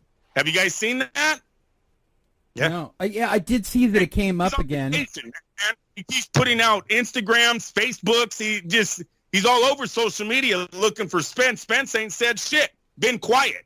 Spence put out some shit today about, I called him. He's not answering the phone. Really? Really? It's like it rang once and then he hung up. The world's catching on to this bullshit. This bullshit that Fight Net Radio has been fucking pumping in your ears for fucking years. We didn't have to go down this path if you just fucking paid attention. There you go. Let's see. What can I do right here? I feel like a segue is needed. I'm going to segue. And I'll even put music on it. Hey, go to boxingtonight.io. Check out our social media. Follow me and Miguel. He's at Fight Fiend Migs. His 27-part in-depth series on Floyd Mayweather with really shocking behind revelations. You can check him out on Instagram and YouTube. Amazing content. With that said, let's turn to the fight of the week. Fitting for a Rocky movie. Joseph Parker, my career is on the line. One loser will leave town, and one will win the fight. And somebody will win, and somebody will lose, and it will end in a knockout. I swear to God, they have literally put everything they can on it. My career's on the line. If I don't knock him out, blah, blah, blah. Words. It's Derek goddamn Chisora and Joseph Parker. Like, talk about the muddle in the middle of the heavyweight division. Both ranked on all 3 of the spectrums, whichever one you want to believe. These 2 guys are going to bang it out this weekend. I start with you this time, Miguel. Do I care and should I watch? That's my immediate instinct is to say no. But if it introduces the fans to a new heavyweight, I mean, not want to say new, use that word loosely, but a heavyweight that they're not too familiar with, to add another name to the heavyweight division that people might see, I'd say tune in, but I don't anticipate anything to come in. Andrew. Look, they did this fight once before. It was a close fight. If you're not doing nothing on a Saturday afternoon, check it out. This is not anything that's going to change the scene of the boxing world. None of these guys are going to come away on the pound-for-pound ranking. So basically, this is entertainment. That's all it is. Filler for Eddie Hearn's DAZN that seems to be just floundering in the water themselves out there, not really doing too much in the boxing world. We need a better word than DAZN for their floundering. I suppose that's on me to come up with that word. Disheveled? On disheveled. It's just getting old. I don't know if you guys know, their fights are kind of weak now, man. Seriously, all these foreign English guys, UK, whatever the fuck he's putting on, it's just not working. It's really not. And this fight, this is not going to get any views. This isn't going to do this. Chisora Parker, Joseph Parker is Tyson Fury's sparring partner. That's who the fuck Joseph Parker is, man. Joseph Parker is the guy that got bit by a spider and almost died. That's his. He didn't turn into a superhero and is starring in a movie on Thursday. paid for Yeah, by no, Spider-Man. seriously, that's all they talk about when the dude fights. Oh, he was a lot better before the spider bit him. Oh, fuck. Yeah, whatever. Well, let's segue right there into a disheveled, disowned, shitty fight that started off our weekend. Yes, it's that time where we review fights. Let's start off with Conor Benn fucking up Chris Algieri. Now you're asking yourself, what about Chris Algieri? Well, he'll be selling vitamins from this point forward, and that's about it. I don't think he had a quote after the fight. I don't know where he got this quote, but, you know, it was, there ain't going to be a rematch. No shit, Sherlock. There ain't going to be no rematch. Conor Benn, in fact, let me tell you how great it was to live through this via Andrew's text. Hey, Algieri looks pretty good. Hey, oh, fuck. The minute I sent that text, he got knocked out. That's exactly what Andrew wrote via text. And it's the funny, like, I was doing something else. I wasn't going to stop my day for that goddamn fight. I'll watch the highlights. As obsessed with Chris Algieri as I actually am. But listening to you two talk about it like you guys got your snacks. You're watching the TV. Oh, my God. Chris Algieri, big step up. You guys are all into it. And Andrew writes, hey, he's looking pretty good. Did I get that correct? It was you, Andrew, who wrote, just as I wrote that, he got knocked the fuck out. Yes, no, it's true, man. I was watching. I was like, you know, he looks good for not really being in the boxing game anymore. You know, at least as an elite fighter, if he ever was one. For a vitamin salesman, he looks fucking great. Yeah, exactly. No, yes, Chris Algieri lives a clean life. He's going to look like that until he's 80. You know, it's that's just who he is. And I was falling for it, Lee. I was like, hey, Lee doesn't look too bad. He's actually looks like writing this in real time. I didn't have to watch the fight. I'm looking at Andrew's quotes, and I'm like, this doesn't sound right at all. And then the next thing is, fuck, as I'm writing that, he just got knocked the fuck out. Yeah, beautiful right hand by Conor Benn, though. That was a beautiful right hand. Well, do you think more of Conor Benn? Was it a step up, or did he beat up a vitamin salesman, which is what I believe this fight to be? Yeah, no, I agree with you. He beat up a salesman at the end of the day. I can't give him too much credit. I was giving more credit to the way Algieri looked than his fighting ability, right? It was just, you know, for his age, for him being out of the big limelight, the dude still looked good. Yeah, I did not think he was winning the fight. Didn't think he was going to win the fight. None of that was there. It was just a matter of me going, Chris, look, bang, fuck. It was pretty bad. It was like when I hit send. Miguel. Well, I mean, yeah, I did kind of fall for it for a second. You know, the way Algieri looked. Yeah, you two were into it like you were watching the scrap of the year. No, I guarantee you thought in the first round, it's a good scrap. No, I certainly didn't think that. But, I mean, you know, considering Algieri looked great on the fucking scale, and I thought, oh, shit, he's ready for being, you know, out of the, you know, the public eye for a while as far as, like, in the ring goes. And I was like, damn, he looks pretty good. And then that first round, I was like, shit, you know, well, cut me bad. Did he fucking win that round? I was like, oh, it seemed like the Conor was barely started getting into his groove. And then, yeah, I mean, that great 1-2 was magnificent. He threw that fucking right, and he just dipped his head to the left slightly and cracked him right down the center. And yeah, that was it. But I mean, I'll give you Miguel's text. 2:22 p.m. 2:22 p.m. Chris Algieri not looking bad in the first round. 2:34 p.m. Oof, that didn't age well. 12 minutes later. Yeah. Bottom line. Do you say good scrap, Miguel? Oh, geez. Doesn't translate, does it? Doesn't translate exactly the same. No. No, I'm just wondering. It doesn't. Okay, which brings us to our last callback joke of the day, even though I lied and said it would be before. Mauro Ranallo joins us. Let's go. Here we go. It's time to play the longest standing show in Fight Net radio history. Can he knock Lee out? With today's opponent, Chris Algieri. Here's how the game works. Chris Algieri's buying beer in a beer line. Lee walks up and is the asshole that he always is. He steps on the foot. They say, what's up? Chris Algieri goes to throw a punch. Our opponents have the option of saying what happens next. If you're playing along at home, and you should be, the answers are yes, he knocks you out without spilling his beer. Yes, he knocks you out and spills his beer. No, he's not capable of even doing that. Today, our opponents are boxing writers, not members of the Boxing Writers Association. We'll start with our first one, Miguel Antonio Barragan. Does Chris Algieri knock out Lee Honish? Well, considering Chris does live a very, very clean life and is always ready for a fight, I'm going to say yes, he does definitely knock you out, and he does not spill. He won't have a beer. He'll have a shake. He'll have a shake in his hand, and then after knocking you out, he tries to sell you Herbalife products. What's up, bitch? Is that a fucking shake? Are you drinking a protein shake at the fight?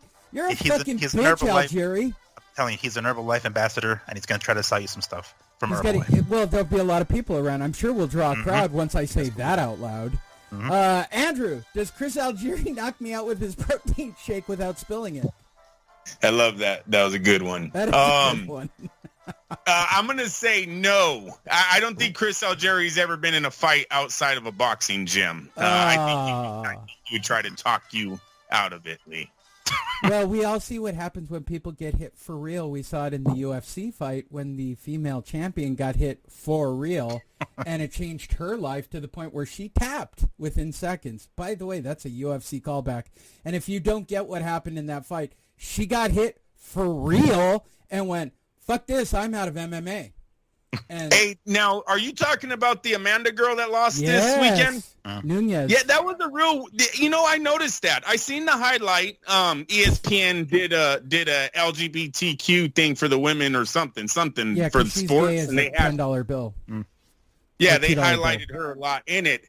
The highlight of that fight, though, it seemed like she tapped out before the girl even wrapped her neck. Yeah, okay, so Killian was watching it with me. I had another guest, a couple of people watching the fight. Killian goes, fight was fixed.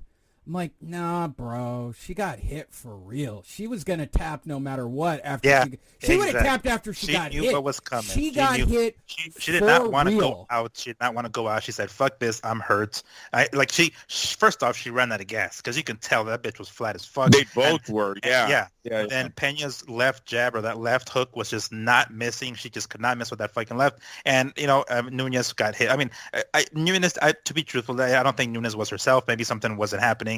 Regardless, she came into the fight ready and got her ass spanked. But that was pretty much it. She knew she got Ronda Rousey. She got, and then once Pena got that arm around her and started to crank on the neck, even though it wasn't really under the chin, it wasn't a choke. It was probably on her jaw. And when you hear your jaw crack, it's kind of disheartening.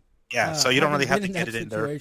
But yeah, I still think it was that. I think she knew what was coming. She was going to get worse of an ass whooping. It's like, you know what? Fuck this. I'm looking for the door. I'm out. I'm out of here. I'll get the rematch. You guys are a little bit too nice. You're being a little too nice there. And they're fighters. She's been doing this for a long time. I'm sure she's heard her jaw crack before. She's got to be. I thought it was weird. It was a weird tap out.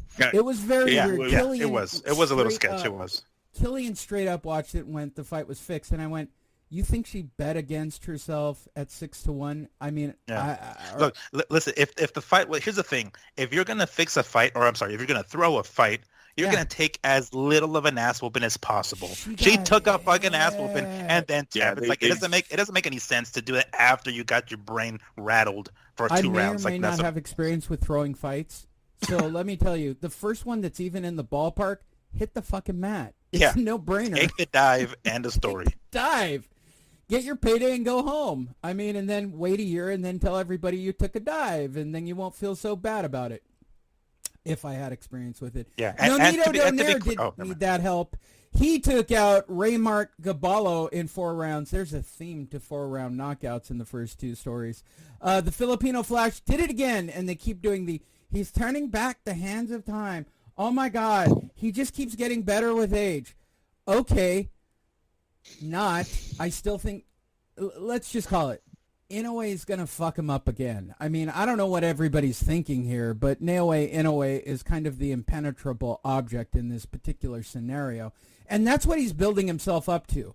Another fucking bloodfest bludgeoning between the two of them. And to be perfectly honest, I saw the fight. He looked really good. It's fucking Raymart Gaballo, okay, who we're never going to hear from again.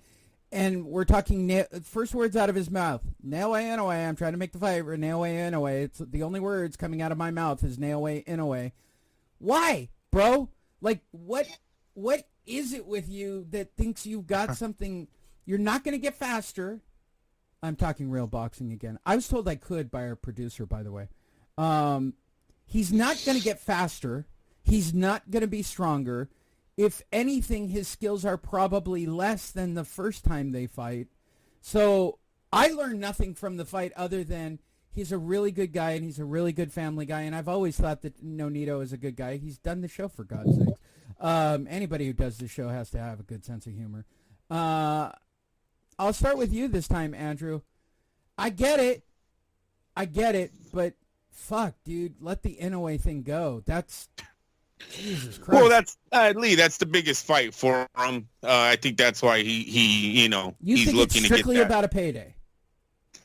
Well, yeah. I mean, isn't that what the end of the day? That's what they're all looking for, right? Or the big fights, big checks, and he's earned it.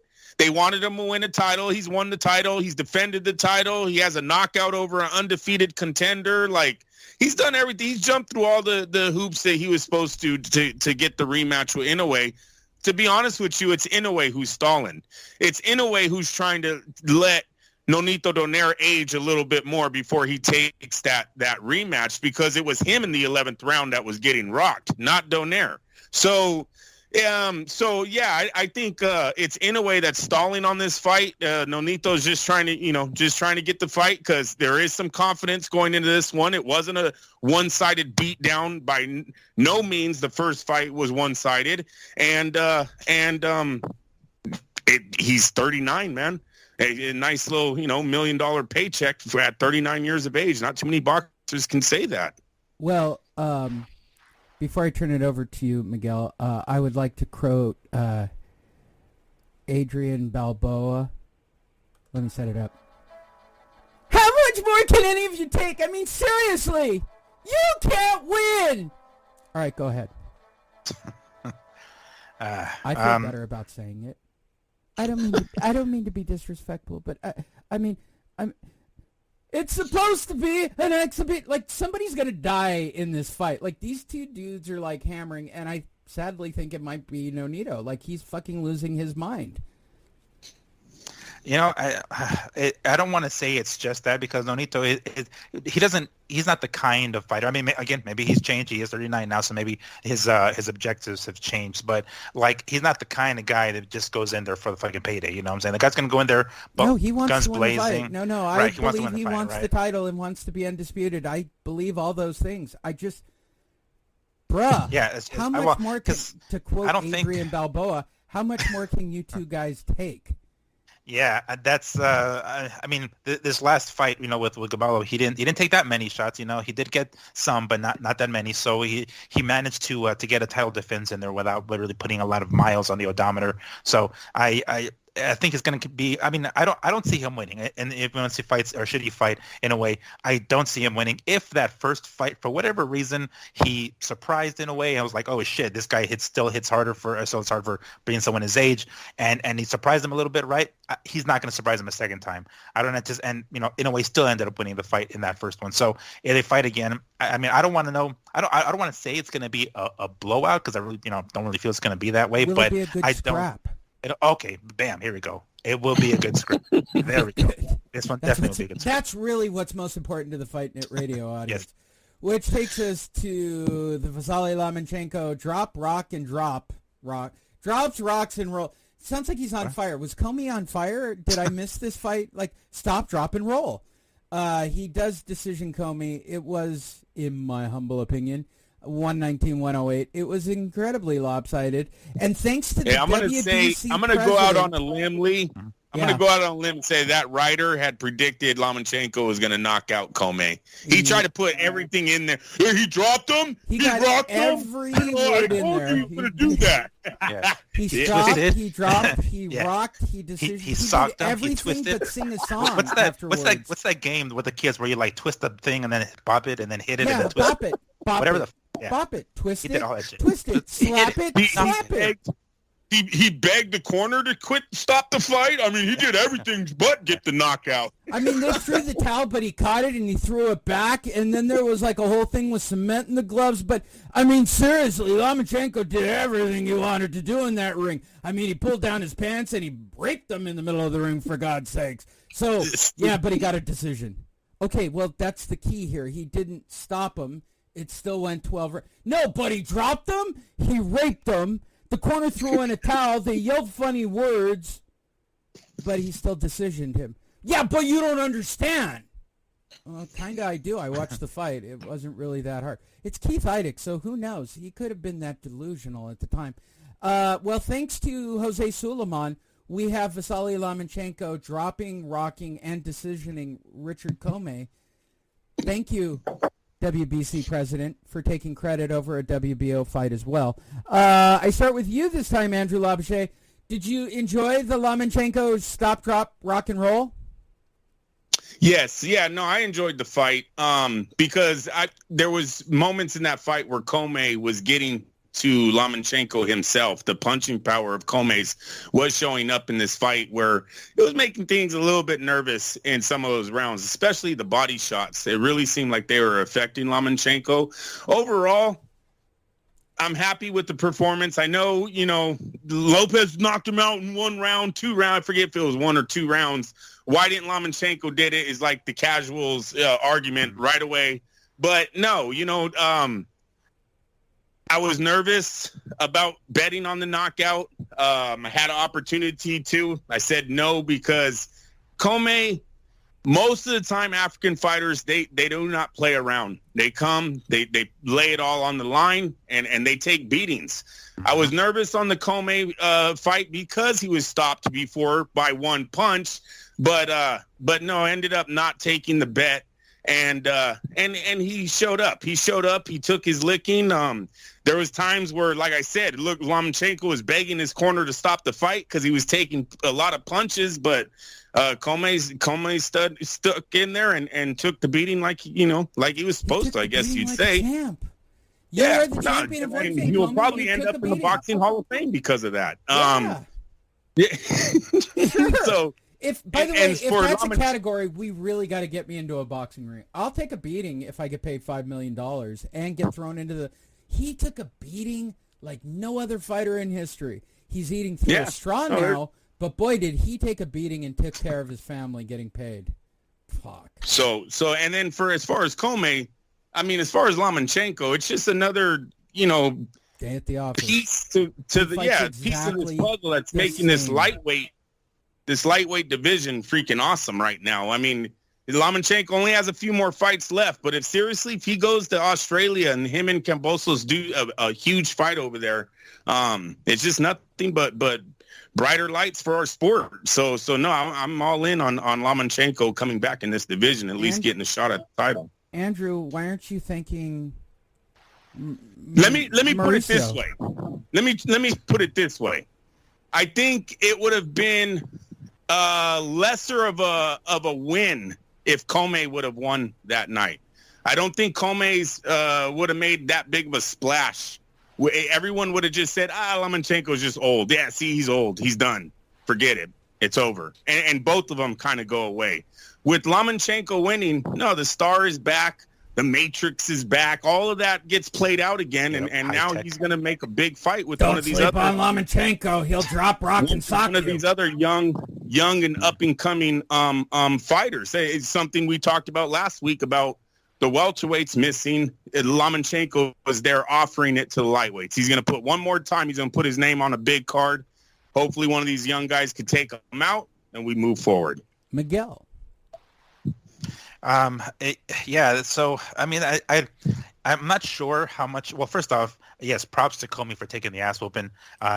We mentioned another fighter from Ghana earlier with the Zuma Nelson. These guys can just take an ass whooping and they can keep on coming. So props to him for doing what he could. I mean, his corner certainly didn't seem too interested in throwing the towel at any point. It was really more so fucking Vasily trying to get the corner in. Maybe he put money on the fucking KO and he's like, guys, I can't take him out. Come on, throw the towel. I need a KO as shit. So I wouldn't be surprised if that was the case. But I mean, it did look. I don't know. My impression before this fight was Lomachenko's going to try to take on Teofimo Lopez's past opponents to try to make him look bad, to try to make his case for a rematch. Right? That's what I figured. Obviously, that hasn't exactly turned out because Lopez has lost his title, but. It did look like, hey, High Tech is back, right? He's back. He's back better. We pretty much counted him out as soon as he lost to Lopez. He had the issue with the shoulder. We're like, you know what? He's kind of on the downside at that point. We want to say his age, and we thought it was going to be done. But here we are a year later. We're not talking about Ryan Garcia. We're not talking about Lopez. We're talking about Vasily still, and we're talking about him still being, the guy to challenge fucking, the man at the point, whoever it happens to be, I guess, prior to Lopez losing, it would have been Lopez, but now it's Kambosos. So, I mean, the fact that at his age, he's still able to get, he's still fighting at this level. People are talking about him more than we should be talking about the other fighters. I mean, use this guy as an example. Let's look at Gervonta and it's like, all right, dude, you gotta start fighting other names. Lopez, whatever issues he's got outside of the ring. Same thing with Ryan Garcia. But we're still talking about Vasily Lomachenko. So it was a great performance. I'm not sure how good it looked that he wasn't able to take out Comey. Yes, we always said, we just said a few months ago he could take an ass whooping, but there were a couple of times where I'm like, okay, he's gonna, there were some instances during the fight where like he stopped fighting Lomachenko and then just kind of waited for the bell to ring, right? Like they had that 10-second marker sound, and he's like, all right, that's it. Like, let's start walking back to your corner. It's like, what the fuck, dude? You still got some time. Like, keep going. What the hell? And even the referee was like, hello, guys, the bell hasn't rang. What the hell? I don't know what that was about. It just seemed like he was like, I'm gonna let this guy go a couple of rounds, maybe anticipating it's gonna be able to take Comey out later on, but ultimately that didn't happen. I don't know how much how good that looked on Lomachenko, the fact that he wasn't able to take out Comey, but hey, he's back, right? We got High Tech, and like Andrew was saying, he's kind of giving the lightweight division another chance to sort of make a name on him. There's a saying, right, that says steel sharpens steel or iron sharpens iron. We use whatever metal you want to use. If the lightweight division is, kind of lacking because some of these guys aren't fighting one another, he's doing it for him, basically. Lomachenko saying, no, fuck this. I'm fighting these guys. I'll fight all y'all motherfuckers if we have to fight it. And he's going to most likely go to Australia for Kambosos. So I enjoyed the fight. It was a very... what's the word? A very classic Lomachenko. It was a one-sided ass whooping. I don't know if I call it a good scrap, but it was really one-sided.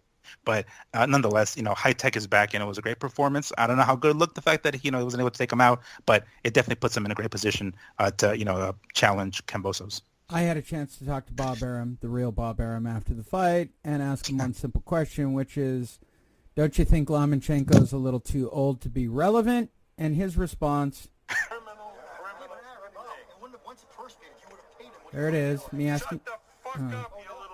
God damn it, Bob. You just don't like it when I ask questions. Last but not least, Naoya Inoue fought just the other night. And he did, indeed. Naoya Inoue, he's looking forward to another super fight again. I don't know if that would be, in the cards, but certainly it gets everybody one step closer to putting those two back in the ring. He stops Aaron Diapon in 8 rounds. There's only one of us on this show that more than likely watched it, so let's start with him. Miguel, did you watch it? I watched it afterwards. Okay. I didn't watch it live, but I pulled it up on YouTube. I mean, it pretty much was a one-sided ass whooping, and they ended up getting stopped in that 8th round. It was bad. Like, the dude's face looked really bad. Like, he was his nose was bloody, his mouth was bloody. It was really, what was it like? This was probably like a mandatory title defense or something like that, because it didn't look like I don't know, Depayan. I don't know how to pronounce the last name. It didn't look like he was able to do anything to Inoue, like, at all. How is there a referee from Las Vegas in Tokyo? Isn't that a long flight to get a referee in there? Wait, was this like an actual photo of the fucking fight, or just some stock? Is an actual. No, it's from the. It's MGM not a stock resort. photo. Wow, how cheap are you, Jake Donovan? Your photo is from the MGM fight in the. Oh my God, this is from the Super 6, isn't it? I don't know what the hell it is, but it's MGM Resort. This fight was in Tokyo, for God's sakes. Is there an MGM in that's Tokyo? hilarious. That is literally hilarious that they didn't even get an actual fight photo. Yeah, because like this looks Way to like go, the boxing bubble. scene.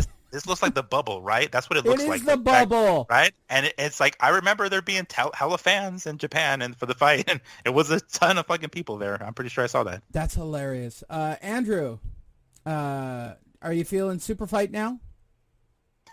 No, and I'm actually, it's kind of a letdown. This wasn't on American television, huh, Miguel? No. I saw it later on YouTube.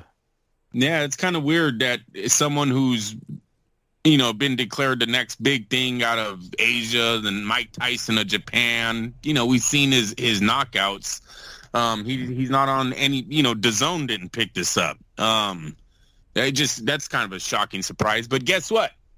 Terrence Crawford responded December 14th, 2021. Spence Jr., you lying, saying you called me. Don't do that. That's a bad look when you lie to the people. See, behind-the-scenes shit to end the show off with. Good job there, Andrew, keeping it relevant to the date we record. Hey, everybody, that's this week's episode. Normally, Andrew disappears, but I'm going to let them throw topics on the table. Here's the schedule. We will do one more live show for the year next weekend, and then we go into Christmas holidays, and we record 3, normally they'd be considered best of shows. We don't do that. We record usually for about 1 hour, 3 shows. And they're usually on topics like we do our pound for pound list. We've done. I was spitballing ideas today, Andrew. Can we do this year for the holiday break? Best hits in boxing. Oh my gosh. Okay. No, that's not gonna work. We're talking about guy tits, right? Like Tyson Fury, right? Ooh, that would be a fun show. All right. If we put men and women in, does it make it less? No, sexist? that's not a fun show. What the hell?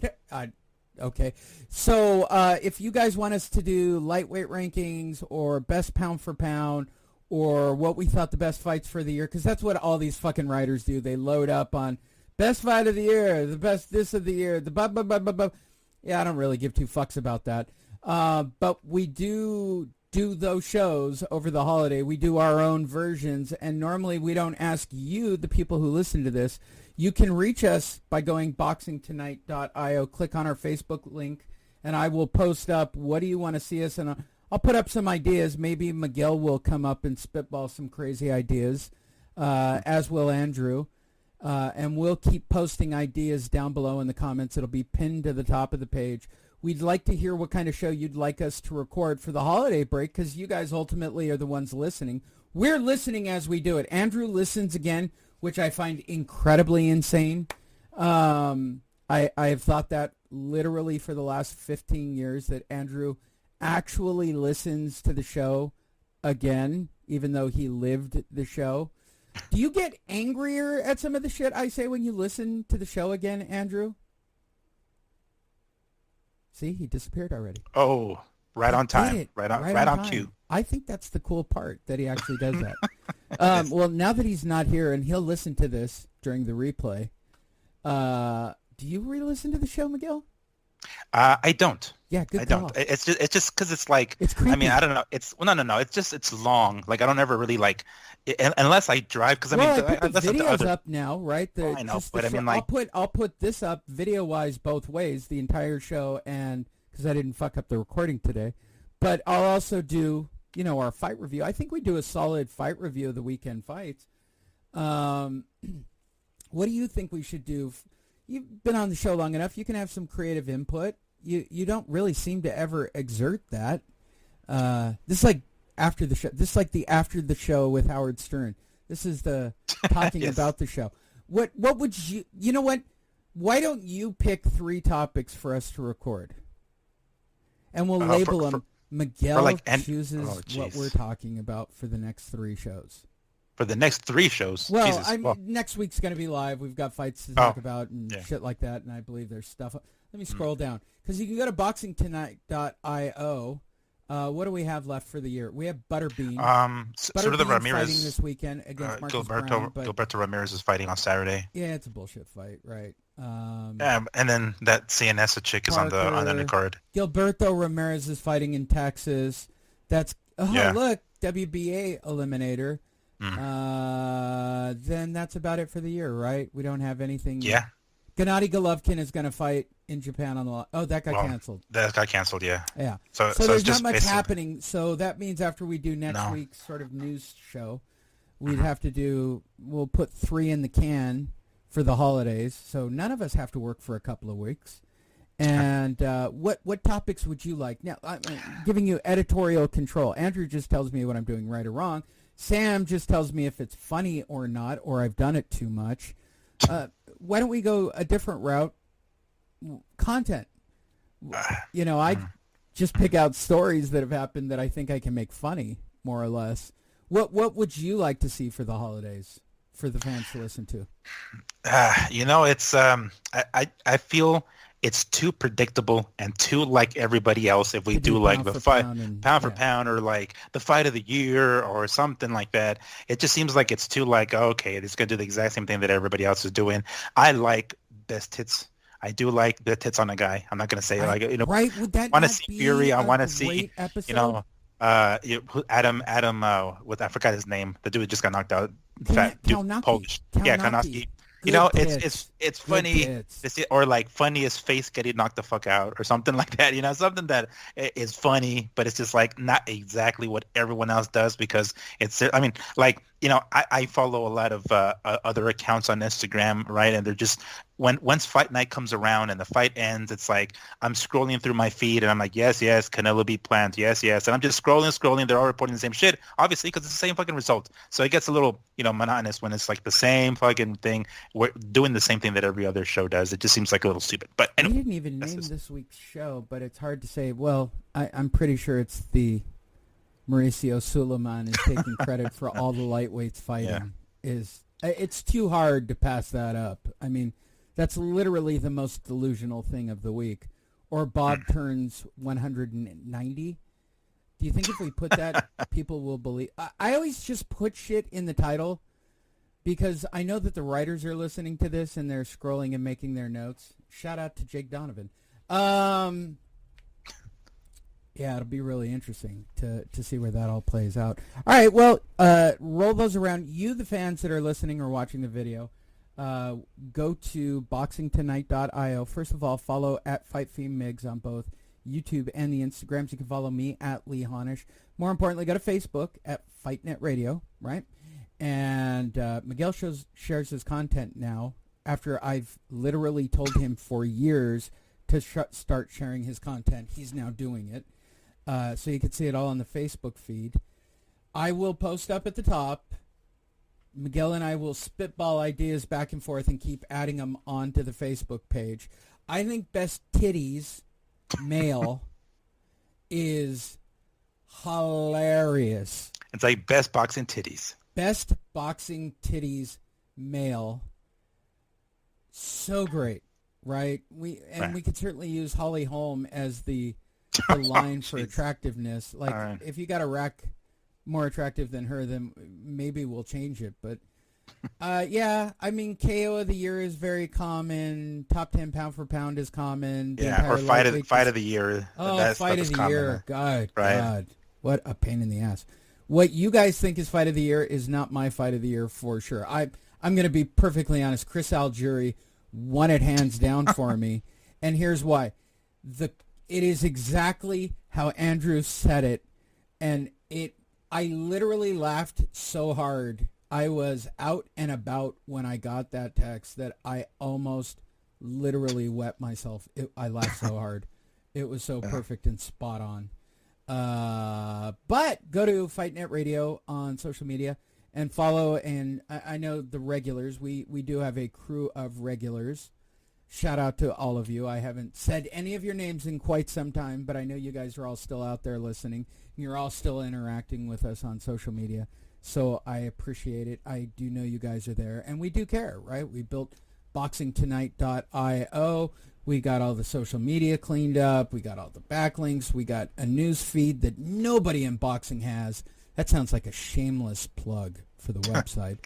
You can also listen to the show on Apple Podcasts. I could have put anything in here. I've just changed it this week to Apple for shits and giggles. But there's always a player on the page.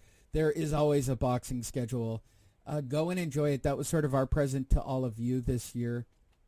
And we will be back with a live show. And then the following couple of weeks after there, we'll have 3 year-end surprise Miguel is the editor show. I like that already. The Miguel is the editor. I need to get a picture of you with like your finger, like looking smart picture, like, or looking up, one of those quizzical with like a single digit to your chin while you're looking up going, right? Deep thought. A deep thought photo of you. And that'll be on all the cover art for those 3 shows of Miguel's the editor of this show. And then I'm going to be the most crazy, out of control. It's going to be like Che and Jost on Saturday Night Live of, I'm going to write jokes for Miguel to say that are completely out of control racist about white people. And to me, it will be funny as hell. But, I digress. We appreciate all of you guys. We got the show all the way to 2 hours for you because I know you guys like a nice round 2 hours for your drive. For Andrew, that would be a drive into the city and then the drive back home out of the city while listening to us again. God damn it. That's insane. But I love him and I love doing the show and I love Miguel and I love doing the show with Miguel and we've had a blast. 2021 was hard for everybody. We hope that we made you guys laugh a little bit. We got one more live show for the year and then we'll give you 3 best of. Thanks for listening to Fight Net Radio.